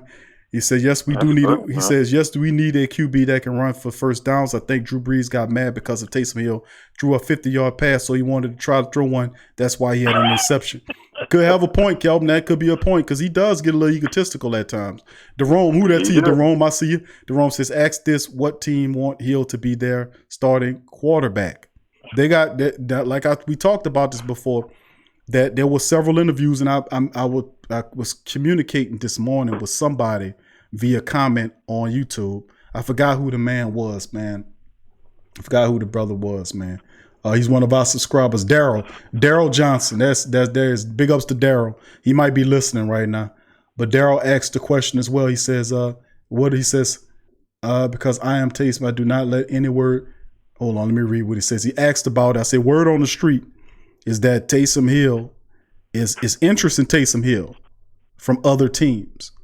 And he's like, what's the source on that? And I'll say the source on that is several interviews from the Super Bowl media day with Taysom Hill. If you listen to the commentators, the interviews with Taysom Hill and the ones when they were talking about Taysom Hill, several of them mentioned GM's thoughts on Taysom, his athleticism, and the fact that some believe that he can play quarterback for them.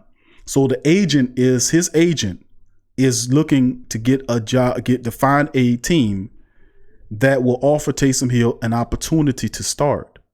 I'm telling you. Now, this is not something. This is not something that you can go up and look up. But think about it. This is common sense. What would be Taysom Hill's alternative? He does not want to sit behind Drew Brees. He'll tell you that.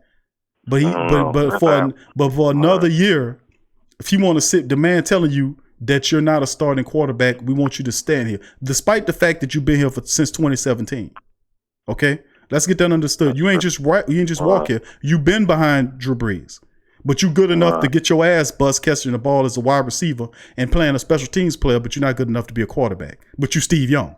You see the nonsense I'm saying? You see the foolishness? The back and forth that I'm saying? This is not my words, man. But as a quarterback, when you hear him, and I'm pretty sure Taysom Hill heard Drew Brees, Sean Payton tell Teddy Bridgewater that he was the apparent behind Brees. We heard that a couple years ago, right? Why would you give up a third-round pick for him if you ain't think that he could be the replacement for Drew Brees? But then change his mind and then don't care about Teddy Bridgewater now. Gonna let him walk and then tell Taysom Hill, you the parent now, but we ain't gonna start you right now. We gonna make you wait. Why would I believe that? Why wouldn't I believe that you would not find somebody else with a pick or sign somebody that gonna come in here and compete with me like you did with Teddy Bridgewater? All I'm saying. And don't the agent. That's not smart for you the head coach. You start the quarterback controversy. It's one thing was just between the players, but you started that mess. You know. But that's the thing. That's the thing. I told people the Saints don't see Taysom Hill as a quarterback. That's why he playing every position but quarterback. And they were like, no, well, Q nuts. But look, it's a different effect when Sean Payton tell you that you're not ready and that he has to go through a transition. You're the man been here since 2017, Sean Payton. He been here through 2017. You mean tell me he good enough only to come in and run and get his ass bust as a running back to run the ball because Drew can't run, or throw the ball because Drew can't throw the ball deep? He good enough to do that, but he ain't good enough to play an entire season for you. That's nonsense, man. He ain't gonna keep doing it for no $500,000. Exactly. So that's what I'm saying. The agent's job. Let me tell you what the agent gonna tell Taysom Hill. Even if Taysom Hill believes what y'all think he believes, let me tell you what the agent gonna tell him. The agent gonna, y'all tell me whether I'm right or wrong. Put the thumbs up or the thumbs down. The agent is going to tell Taysom Hill, listen, you're almost 30 years old. Your window for being a starting quarterback is closing. You are not, for all of your years that you've been in the league, the most you made is $600,000, and you've met that's all you make. You're taking hits as a wide receiver. You're getting bust up as a tight end. You're making blocks on special teams and all this kind of kick returning when they needed them to. You're doing all this and you're only making $600,000. But Sean Payton and Mickey Loomis love you. They love you because you doing 4 or 5 men's work. That's true. That's really true. They got you doing 5, but players should be doing that, Q. Right. So with his agents telling him, listen, your best value to get paid is at a quarterback position. So from now on in, when they ask you about other teams inquiring about you playing wide receiver for them, because listen, what they see the Saints doing, they're going to say, can you do this for us as well? And he's going to tell them, no, I'm a quarterback. I'll run and throw it as a quarterback. Remember, listen to several interviews during the media day, the Super Bowl. We're talking about Taysom Hill. His main push was, I'm a quarterback. That's what he kept telling people. Now, why is that important? Well, it's the great Saints think tank. Let's hash it out. The reason why that's important is because his best way to get paid is as a quarterback. is as a quarterback. And the truth be told is more bottom 10% of the league of quarterbacks that's playing right now don't have the talent Taysom Hill has. And most of them are not starting level quarterbacks either. So it's not like it's not a position out there where he can find himself into. Remember, there's a market for Taysom Hill. There is a market for Taysom Hill. Several teams. Look what Arizona did. They signed a quarterback that looks similar to Taysom Hill. Why? Because they're going to try to do similar things. Copycat league, no imagination. No imagination. They just still your touchdown dances. Everybody got box cutter mentality. Nobody can think of nothing outside the box. They're all copying and stealing from each other. But it's geniuses going on around here. Get out of here. What, the geniuses of thieves? A bunch of copycat thieves? Up there spying on people practicing. Isn't that crazy? Oh, Bill Belichick's a genius of spying. You need to spy on the Cleveland Browns and the New York Jets to beat them. It's absolutely insane. But at the end of the day, all I'm saying is this, is that if you're looking at Taysom Hill and his situation, the agent is going to tell Taysom Hill that your best chance to get paid is as a quarterback. Your best opportunity is to deny playing wide receiver and tight end.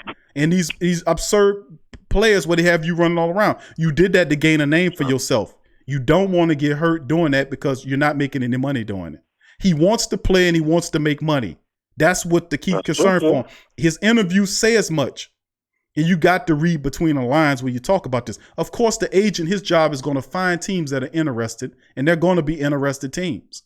You're going to have interested general managers in Taysom Hill because of his body of work and what he can do, his athleticism and whatnot. They're going to have interested teams. And they're going to have teams that's going to offer Taysom Hill an opportunity to start to try to win the quarterback job. They're going to have teams out there. He's restricted, which means the Saints have the ability to match or not match, and they can attach a tender to it, maybe a first, a second, or third tender, whatever it may be.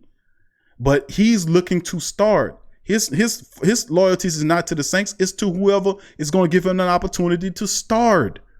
And the Saints have already gave that away. They told him that he's not going to start for them unless Drew gets hurt. He might start. But in terms of coming in like the starter, Saints, no, they said no, not to next year. Not to 2021. They will turn it over to you. The question is, do he really believes that based upon current evidence that showed that Sean Payton can't be trusted about that type of talk?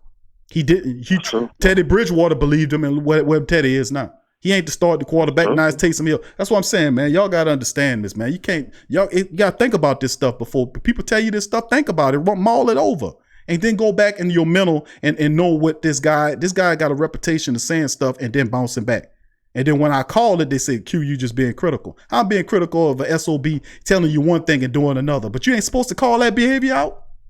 You say keep it real. I keep it real 100%. This is what I'm saying. Nobody talk like this. And that's the reality of the situation, is that I'm calling it as I see it. I don't care who it is. That's Sean Payton's way. The question should be, does Taysom Hill believe what Sean Payton's saying? If he does, he's a fool, because Sean Payton should be believed about that, because he's showing you that he got a propensity to be deceptive about that. Like with Teddy Bridgewater, a current example. You don't even have to go back that far to find that out. So at the end of the day, all I'm saying is there is a market for this man, because what he does and what he did, they salivate over him playing. And if he wants to make money, he wants to make money and he wants to play as a quarterback. Both of those things, the Saints are not going to be able to pay him a lot of money, and they're not going to let him play quarterback unless it's 25% of the offense and Drew plays the 75%, or if it's 60, 40, or whatever it may be, which is totally ridiculous. And then you actually believe that and to think that Sean Payton has the discipline to pull that off. To put it, come on, man. And then no, you know how the contract gonna be. And let me say this, Brother Paul. Then I'm gonna let you go ahead and just air it out.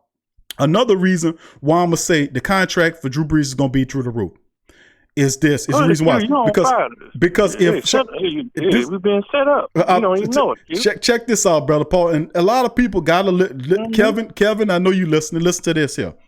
Scoob, Dada, Paul, everybody, Sat Scott, Kelvin, Robert, listen, everybody, Demi, everybody. Let's check this out. Let me prove to you one big critical piece of evidence why you shouldn't believe that Drew Brees is not gonna come back, but for big change and not take a pay cut. I'm gonna tell you why right now. You can spread it around. This is what it is. Now, You heard the scenario about Sean. Now I'm taking their words. Now this is coming from these people. You tell me if I'm saying anything different than what they saying. I'm using their words. Their words were they're going to employ Drew Brees 75%, Taysom Hill 25%. Facts? Facts. All right, let's deal with that. This is why I'm telling you that he's not going to take a pay cut. He, in terms of Drew Brees, because if you employ a 75%, 25% ratio, there are indicators in this contract that says that he gets a certain amount of money based upon how many yards he gets, throwing the ball, touchdowns, all this nonsense. That impacts his snaps in the game if he's sharing snaps with another person, which means that there will have to be language in the agreement, in his contract, and guaranteed money in the contract that will not impact his bottom line, the dollar sign. If he's sharing 25% of his QB duties with another quarterback, that will impact his stats, which impact his money. That's why I say that he will not come back at a pay cut, because they already telling you that we're going to pay you 75% of the game and play this other guy 25% of the game. Well, if that's the case, that's taking money out of my mouth, out of my pocket. That's taking food out of my mouth and money out of my pocket. Why? Because contracts are built upon playtime, statistics based on your yardage, touchdowns, and then accomplishments, NFC South crowns, playoff appearances, playoff wins, divisional win, NFC championship win, and ultimately Super Bowl win. And if you make the Pro Bowl, that's bonus money. How is that going? You see what I'm saying? Think about it, man. This serious thing. This correct thinking. This corrective thinking. That's why we this great Saints think tank. That's why this don't make no sense. Analyze what these people telling you and not accept it. That's balderdash like my boy Revolt putting on there. That's why I say Drew Brees don't come back. He ain't gonna come back cheap. Because you ain't got no leverage, number one. And two, you already told him going to use his 75% of the offense. He's saying, oh, yeah, you can do that, but put language in there. I want guaranteed money that I'm going to get my money all the way, regardless of how much I play. Think about it. Come on. I was just thinking, Q, if Drew might be looking at his agent. He may even come in there and ask Mika Loomis, hey, I want $40 million and $20 million signing bonus. Telling you, man. I'm telling you. That's why fans don't realize that. They don't, but that's okay. To blow up That's okay, brother Paul. That's why the Great Saints think tank is here, baby. We look at it at different levels and layers because most people just accept what they're saying without challenging it. All it requires is some critical thought and analyzation of what they're giving you. And then you look on this, and then you look at the pattern of behavior of the person that's telling you whatever you're getting, and then you understand whether or not you could take it this way or that way. Very simple. I know Sean Payton. I know how he operates. That's how I know that he won't. The whole conversation with me and another reporter is different because the reporter will take everything he says, hook, line, and sinker. He won't challenge him with no deep thoughts, deep questions that require him to think. And then he gonna kiss his ass a little bit to embellish him. You don't get that here. You get respect because you give respect. But these questions are a layers higher than what they're gonna ask you because each reply you give me opens up another question about what you're doing, and then he don't want to get that deep into it. He gonna start peeling away from it, like he holding the cards close to his chest. I already know what your cards are.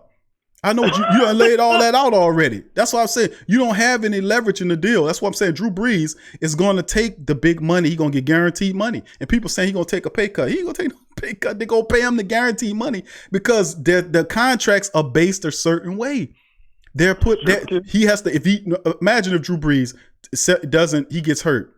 He comes back and they say, okay, 36.5. He might not see that 36.5. Let's say he missed half the games like he did almost with the past season.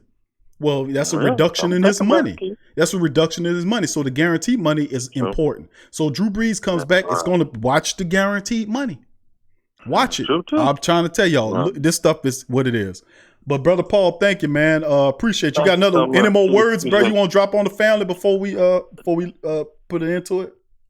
Well, I appreciate you, Q, but you know what? If Ricky Duke was real wise, he'd be on that phone with Andy Dalton, Phillip Rivers, and Marcus Mariota because he's looking at losing all three quarterbacks. Because, like you said, if Drew Brees retires, Saints are screwed.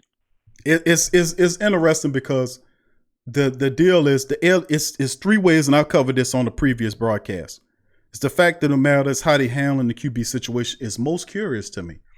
If Drew Brees wants to come back and he has unfinished business, he wouldn't have taken that long of a process to think about it. That's number one. The fact that they issued a statement saying the only thing they needed was say that, okay, we open to him coming back. That's all you had to leave it at. You didn't have to say that we open to Drew Brees to come back for a transition year for Taysom Hill. That alienated, number one, that did two things. They gave Drew Brees all the leverage in the world for a max contract because you don't have anybody to leverage him against. That's number one. Number two, what it did, it was totally alienated and disrespected Teddy Bridgewater, who Sean Payton told out of his stinking mouth that he was the heir apparent from Drew Brees. That's why Bridgewater came back the second year and took a cut in pay to play because the Miami Dolphins offered him a multi-year contract to play for them. He decided to stay with the Saints because of what Sean Payton told him. Y'all remember that? Fax me on that one. That's two things. And then the third thing was he disrespected Taysom Hill by telling him that it's a transition year. He wants Drew back, which lets Taysom know that he doesn't see him as a starting quarterback right now. You just knocked all three of them in one move and don't even see it. That's true, Q. All right, you know what to say think tank can't get mad with you. They can't get mad with me, Q. Sean Payton put the team, his nation in this predicament. Hey, I've said it. Listen, it's not. Don't get mad. Don't get mad and say the fan base is the reason why Drew Brees wants to leave. No, that's not true. The reality at the end of the day is all this buckles down to one person, and that's Sean Payton. Sean Payton has to be able to run a balanced attack because, truth be told, the run game makes the pass game more balanced and it makes it easier. Sean Payton, Drew Brees is in his 40s. He's 41 years old. Sean Payton had at least 5 years where he could find a competent backup quarterback. He could have drafted, he could have signed, he could have had him ready for this point in time to go, as opposed to ask the 41-year-old quarterback for a transition year. And Drew saying transition year, I don't know nothing about no transition year. If I'm going to play, I'm going to play. I'm going to play. I don't know. You won't win a Super Bowl or not. You know? Right. Drew was like, we won't win a Super Bowl or not. You want me to, if I'm playing, I'm playing. And then he said, well, Drew will share it. Drew really going to share it for real? Yo, remember what happened with Teddy Bridgewater. Y'all better go back. Come on now. Go back. I'm telling you, remember what happened with Teddy Bridgewater, how Drew Brees was looking on the sideline when Teddy Bridgewater was getting all that play. You think he going to be happy with everything? Standing there chewing gum fast and nobody around him? You know, he shake his hand when he come out the field. None of that. He was over there sulking. He'll do something. He turn a somersault. I'm telling you, it's the competitive nature of Drew Brees. The competitive nature of him wants to play. And if you think Sean Payton's going to have the discipline to stick to a 75%, 25% a scheme when Drew Brees is really the guy that he going to over rely on, you know, it's a recipe for disaster. So what I'm saying at the end of the day is all this Bears thought, man. It's all Bears thought, and we have to think about it. But it's still, we just have to wait until how this all turns out. But I thank you, Brother Paul, for chiming in. Thank you, my friend. All right, thank you, sir. Who that? All right, that was Brother Paul chiming in, man. Thank you, Brother Paul. And also Kevin, man. As we always have these great thoughts, these great thinkings, man. These great the Great Saints think tank have these great thoughts, and we have these great talks every Saturday. And it's beautiful, man, because you're looking at it and it kind of makes you think for a second, and you say to yourself, man, listen, a lot of the stuff that's going on with the Black and Gold organization is positive. A lot of stuff not so positive right now. You know, you got the email scandal. We should hear something about that about a week or so. I'll give you a report on that down the line. It's also the Saints with the quarterback situation with Drew Brees, knowing whether he's going to come back or not. Taysom Hill definitely is going to be looking for another suitor to leverage against the Saints. And Teddy Bridgewater, of course, Bridgewater is going to get a $60 to $80 million deal in free agency. The Saints' money situation, they can free up money all they want, but there are really several other needs that they have to appease, including the depth situation. The contract of Janoris Jenkins has to be met. You have really some of your best draft picks from years ago in Alvin Kamara, Marshawn Lattimore, Ryan Ramczyk. That really should get pay increases. When you do good as an employee, you should get a bump in pay. and it shouldn't be the employee to wait to ask you for a bump in pay. The employee shouldn't have to wait. The employer should be on that. And truth be told, Ryan Ramczyk, Marshawn Lattimore, and Alvin Kamara all earned a pay increase, and the Saints should have been more proactive to get there before those contracts expire and not wait in the final year of the deal. They should have offered Kamara a contract. Mickey Loomis ain't doing nothing. He don't cut the grass over there. He don't pick up the mail over there. He don't do nothing. All he do is sign contracts. That's all he's supposed to do. And whatever other duties he got is minimal, because they got other men around that handle the business of football over there in that building. Mickey Loomis's main job is to sign contracts, to get people under contract here. That was general manager. He oversees some stuff, but he not telling Sean Payton what to do with that team. That's not his forte. He lets Sean Payton handle all of that. But as far as the contracts are concerned, Mickey Loomis should have had at least several contracts on the table. He did a good job with the Mike Thomas contract, with the Cam Jordan contract, even giving out Sean Payton a 5-year extension, but it stopped right there. Why didn't you continue the ball rolling? Why didn't sign offer contracts to Alvin Kamara, who overplayed his contract, Marshawn Lattimore, who's overplaying his contract, and also Ryan Ramczyk, who's in my opinion probably the best offensive lineman on his team. Those guys earned pay increases without having to wait to the final year to do it. That's where you're screwing up. You should have had that already, those contracts in place and issued to those players. You should have been proactive in those roles. Now you're waiting, and now look what the man and got a greedy agent now who's going to command $10 or $15 million a year. So it is what it is, family. We'll just have to monitor and see it. It's fun as hell, though, isn't it? I tell you what, it's fun to talk about it. It's intriguing because it gets our black and gold brain cells twisting and turning. But at the end of the day, I absolutely love it, man. I absolutely love the Great Saints Talk and the family members, the Great Saints Think Tank with the great family members as well. Just to share with you the unique vantage points that we're coming at the Saints situation with. Chad Prue, big ups to you, Chad. I see you. Who that to you? Says, we all judging every player on the last game played. What about looking at 5 of the last 6 games? No, that's true, Chad. I see what you're saying about judging them based on the body of work. That's true. But you got to understand about the thing about first impressions and even last impressions. First impressions mean something. That's just how the human mind works. Your first impression of a person you meet, they could be the best person in the world, but if you meet them and they real arrogant and nasty to you, you're going to be like, I don't like that guy. No matter how nice the guy acts after that, you remember that initial confrontation. You see what I'm saying? So the reality is that's what stained. It wasn't just some regular preseason game. It was a playoff game, and one playoff game means in some people's mind an entire season, because it is the entire season. You lose, you out. So it is. So one playoff game is equal. One playoff loss is equal to an entire season. It is. Think about that. So if the Saints bombed out like they did against the Vikings, that was a wash of a season in many people's mind, because the ultimate goal is a Super Bowl, not just to get to the playoffs. We've had this conversation before. So we know what we're looking at with Drew, but the reality is we're not looking at Drew 5 years ago in this. We're looking at current Drew, because he's not the same Drew of 5 years ago. He is what he is now, which means he could not perform at a high enough level to give the team an opportunity to win. Double turnovers in the game. He couldn't, I don't have to go over all of it. But I appreciate the comment. But I'm just shedding a little light with you about what the Great Saints family members are thinking, as well as myself as well. But thank you, Chad, for that. Always great to hear Chad in the chat. Always bringing something good to the conversation.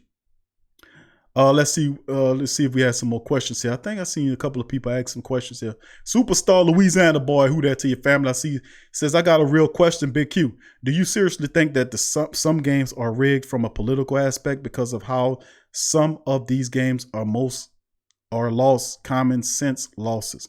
You have to think that, because you get some of these coaches in there and you read the scouting reports and they totally go against what the reports are saying. And they almost look like they almost like the game plans benefit the opponent than themselves.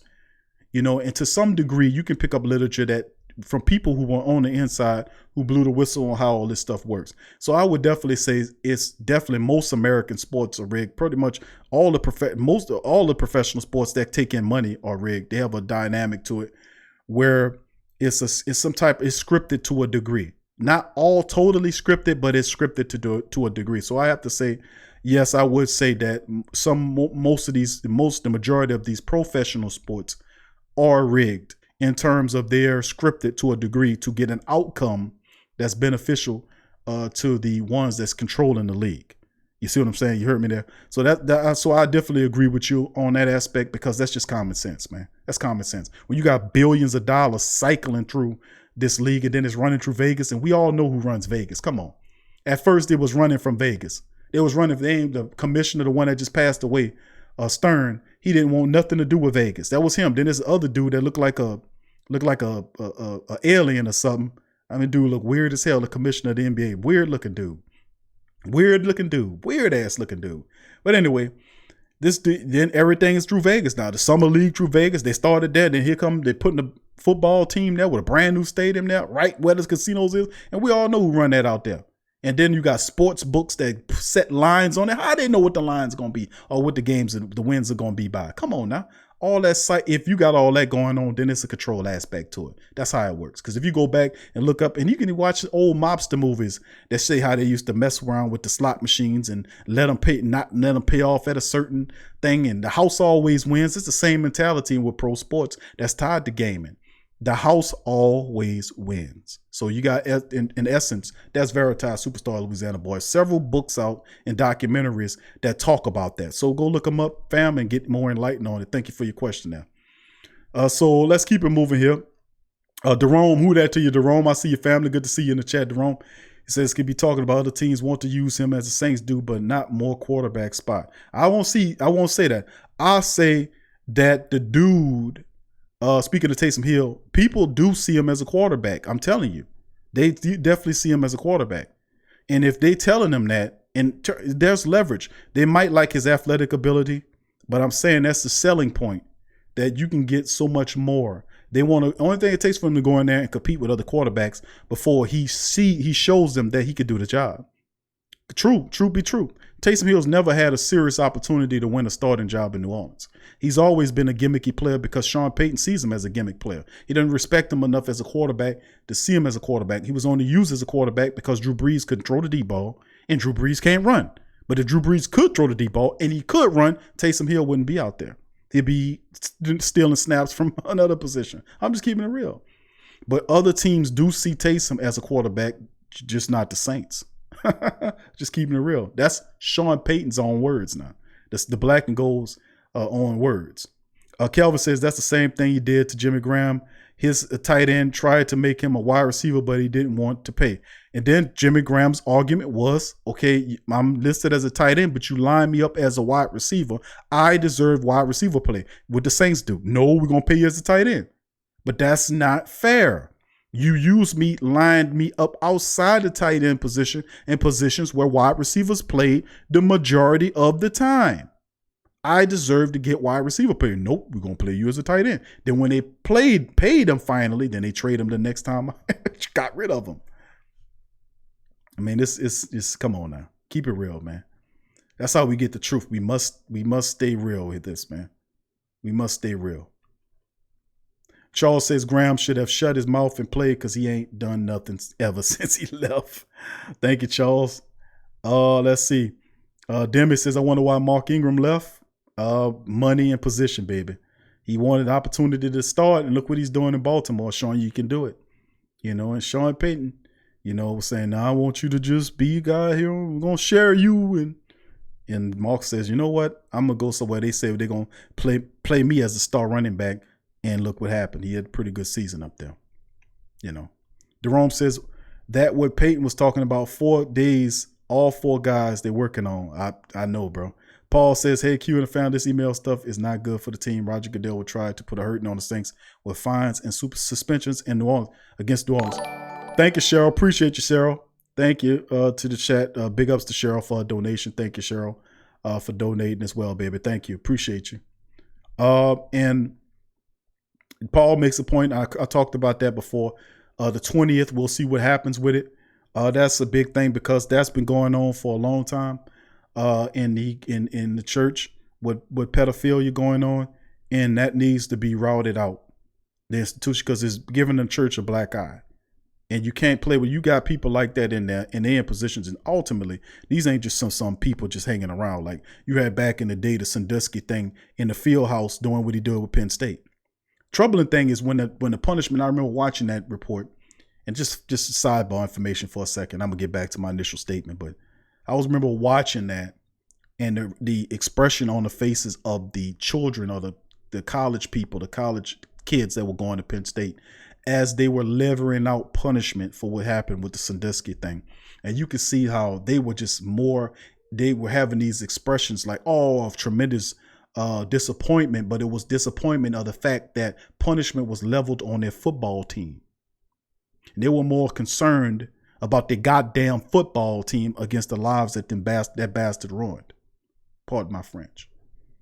But anytime you got sick thinking like that, these people will be able to metastasize. You got to route that out. Not only in church, but if you got it going on in your family, you make sure you stop it and put an end to it. That's not something that should be going on, especially in the church. That should not be going on. It gets the organization, the black eye, and it needs to be stopped. And usually why that's perpetuated is because the people that is going on is at the high, is in positions of control that's allowing that to operate. Because somebody who knew better would not allow that to happen. And to many episodes and many thought process, it's happening. And good people need to put an end to it, man. And I really do think it's good people, more good people in this world than bad people. And the good people need to stop being so quiet and silent, and they need to talk up. You need to talk. You are required to talk up now. And I'm asking all the good people out there to start talking up, speaking up about this stuff, about keeping and bringing up righteousness and fair dealing and resurrecting the goodness in yourself and your family and calling out the wrong and putting an end to it and not just surviving with it. Put an end to it, set up against it, set up walls against it, just declare war on it, And that's something that needs to be done, because a lot of these powerful people, truth be told, with the old saying, the old biblical saying about this world is not controlled by flesh, but, about principalities. I got the quote in my phone and I'll look at it. It's demons in dark places, and they operate in many different venues, and it's up to you to stop them. And that Most High, the Lord, give you the power to stop them, and you must stop them. Anyway, I won't get on the spiel. I thank everybody for participating in the show today. I love y'all. I appreciate y'all for joining us. It was supposed to be a 2-hour show, 2.5 hours. Turned out to be a 3.5 hour show. But that's why I say, man, we keep it real. The show is alive, man. I think a lot of people enjoy it because it's alive. This is not scripted garbage. This is alive. It's pure, real, and I'm not reading off a teleprompter. We cover stats. We come out the mind. I think people appreciate that. And like Dada says, real talk, Q. Real talk. So I thank y'all for that. But it's beautiful. It's awesome, man. I like to thank everybody for joining us today on the Sports Coma with Big Q and the guys. Episode number 86, man. We covered a lot in the show today. A lot in the show today. We covered a lot of, just to give a quick synopsis on the show, we were able to cover talks the 2020 free agency, Saints free agents. We went through that list. We also went through a free agents list period about the as far as the Saints are concerned, about what it looks like for the Saints in free agency. We went over the quarterbacks, running backs, wide receivers. This free agency period is one of the poorest that I've seen in recent memory. When those first few names like Amari Cooper and the likes fly off of there, it's gonna be just, it's not gonna be exciting. The first 7 days, 10 days of free agency, probably less than the 7 days, it's going to be pretty lame and dry, because a lot of backup players and players above ages where they want to get contracts in this very weak period of free agency this year for the Saints. But perhaps the Saints could find some depth needed to help the team as well. There are several candidates that can be acquired via trade. The offensive line group is actually pretty interesting, the deepest position in free agency as far as that's concerned. And then, of course, looking at the draft. We went through the draft and we looked at the prospects, quarterbacks, running backs, wide receivers, defensive backs, things that the Saints could possibly be looking at as well. So that was something we also looked at today as well. Very good show today, as usual, with the family members. And we did, it just was tremendous today. Got calls, Paul and Kevin called in with great commentary as usual. Really good An awesome show, as always, like Dada says. Thank you, Dada. Real talk, Robert Clark Scoop says, no, just finished. Scoop say he's still at work. Trabal says, when years Saints mock drafts coming queue. When your Saints mock draft. Oh, okay.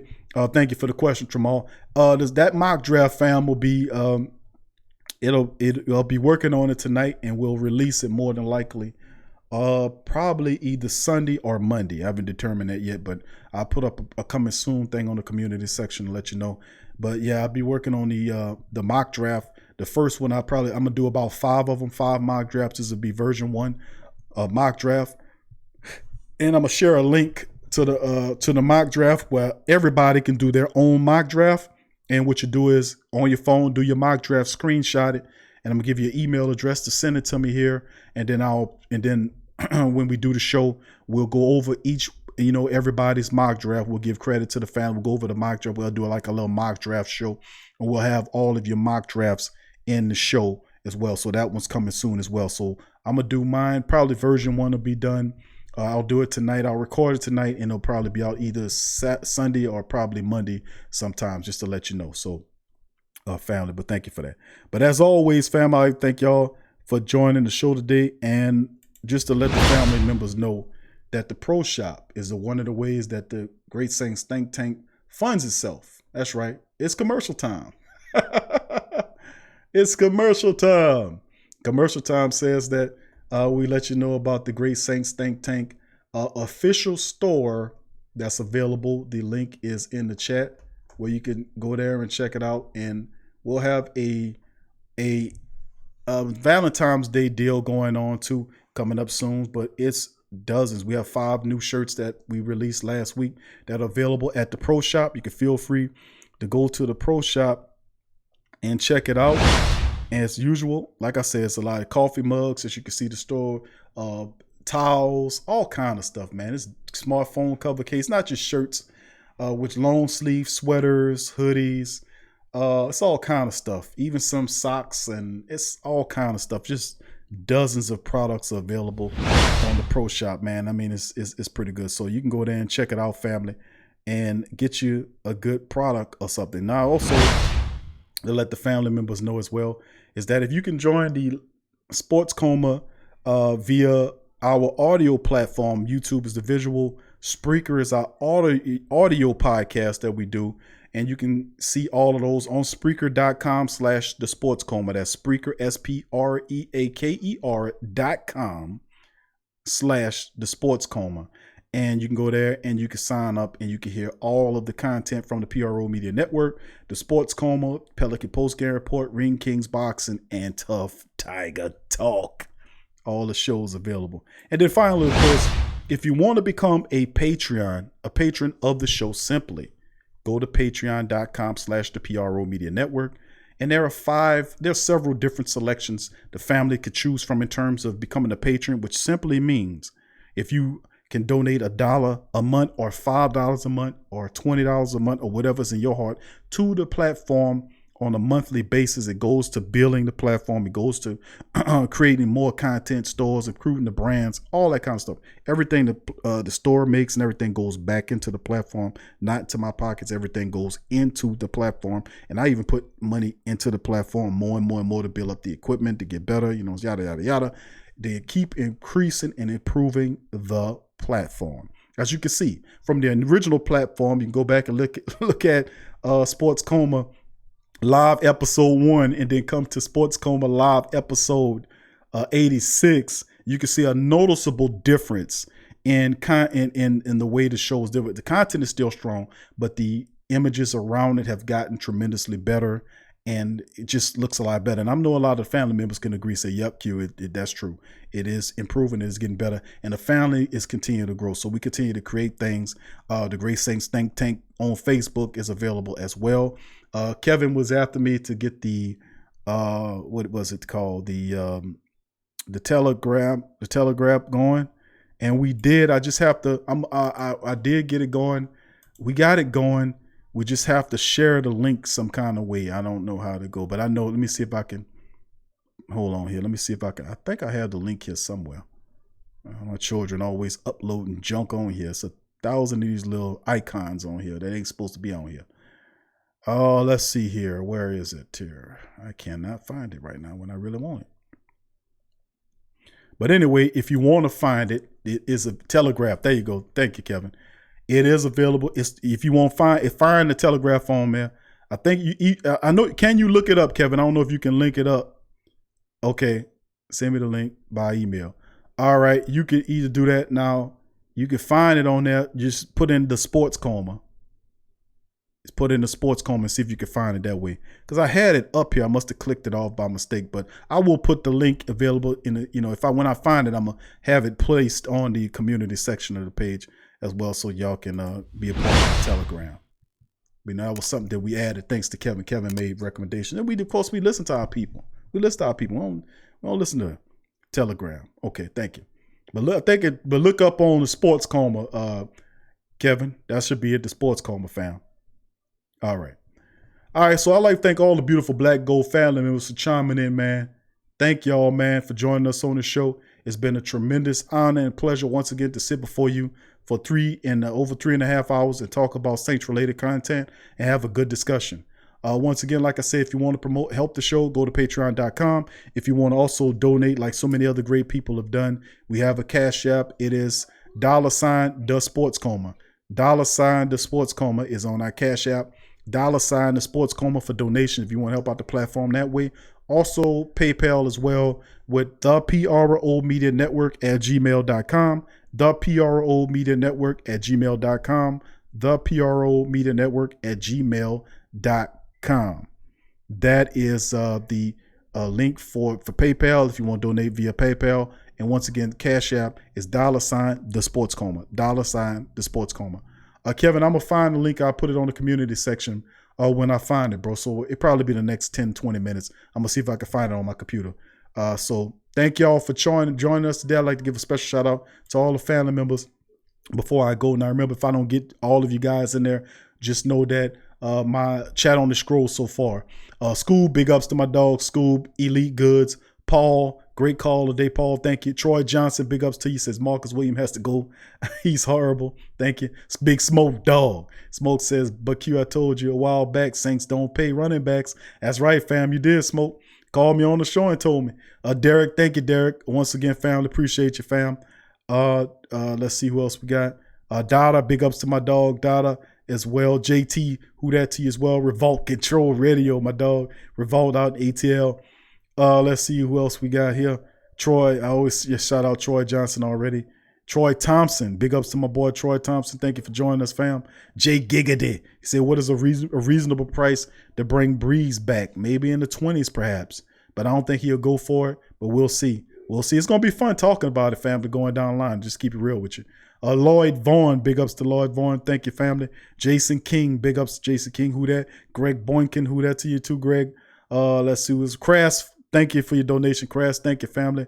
Much love to you as well. Kevin, once again, big ups to you, Kevin. Thank you for your content and delivering your good questions, and to the family members, man. GM Kevin, that's General Manager Kevin. Let's see who else here. Robert Clark, big ups to you, Robert. Thank you. Sad Scott, who that to your family as well. Who that to you, Calvin Washington. Calvin, big ups to you, Calvin. William Musgrove, who that to you, says bring Joe Horn back out of retirement if he ain't in jail. Had to add that last point on that, Will. If he ain't in jail. Jerome, who that to you? Jerome, I see your family as well. Let's see who else we got. Superstar Louisiana boy, who that to your family? Thank you for that really smart question as well. Jerome, who that to you? Jerome, I see your fam as well. Charles Mayfield, big ups to you, Charles. Thank you, family. And see Demi as well. Demi, big ups to you, Demi. Cheryl, big ups to you as well. Tyra, I know she wasn't on here, but I know she's going to be listening. Big ups to you. Chad Prue, thank you, Chad. Smart dude right there with good questions always. Let's see who else we got as well. I think Tremal, I gave him a shout out as well. Cheryl, thank you for your donation once again, family. Demi and all the family members, thank y'all, man. Appreciate y'all for joining the show today. We shall return probably coming up Wednesday, but in between times, y'all let me know, man. Comment in the chat, in the comment section once the video goes final. comment in the chat. Let me know how y'all feel about the TSC short videos that the crew put together. They did 3 of them last week. Tell me what you guys think about those videos. Let me know what you guys feel about that. Do y'all like those little short videos like that from the Sports Coma? Let me know how y'all feel, because we've been getting comments. You know, a lot of the family members wanted more shorter content. Most family members don't want they want the long content. But, you know, how do you guys feel about the TSC flash videos, the little short videos of, you know, the show? Let me know in the comment section once the video goes final what y'all think about that. Give me a little feedback on that as well. So thank y'all guys for joining me. Remember, go to the Pro Shop, get yourself a shirt or get something nice for your family members. We got Valentine's Day coming up real soon. There's a Valentine's Day discount that'll be available on the community section. We'll post it on the community section so you guys can have a little discount as well. So I thank all the great guys for chiming in, all the great people here. Thank y'all for another a fantastic show of Sports Coma. Thank y'all. I love y'all. Appreciate y'all. And who that? Yeah.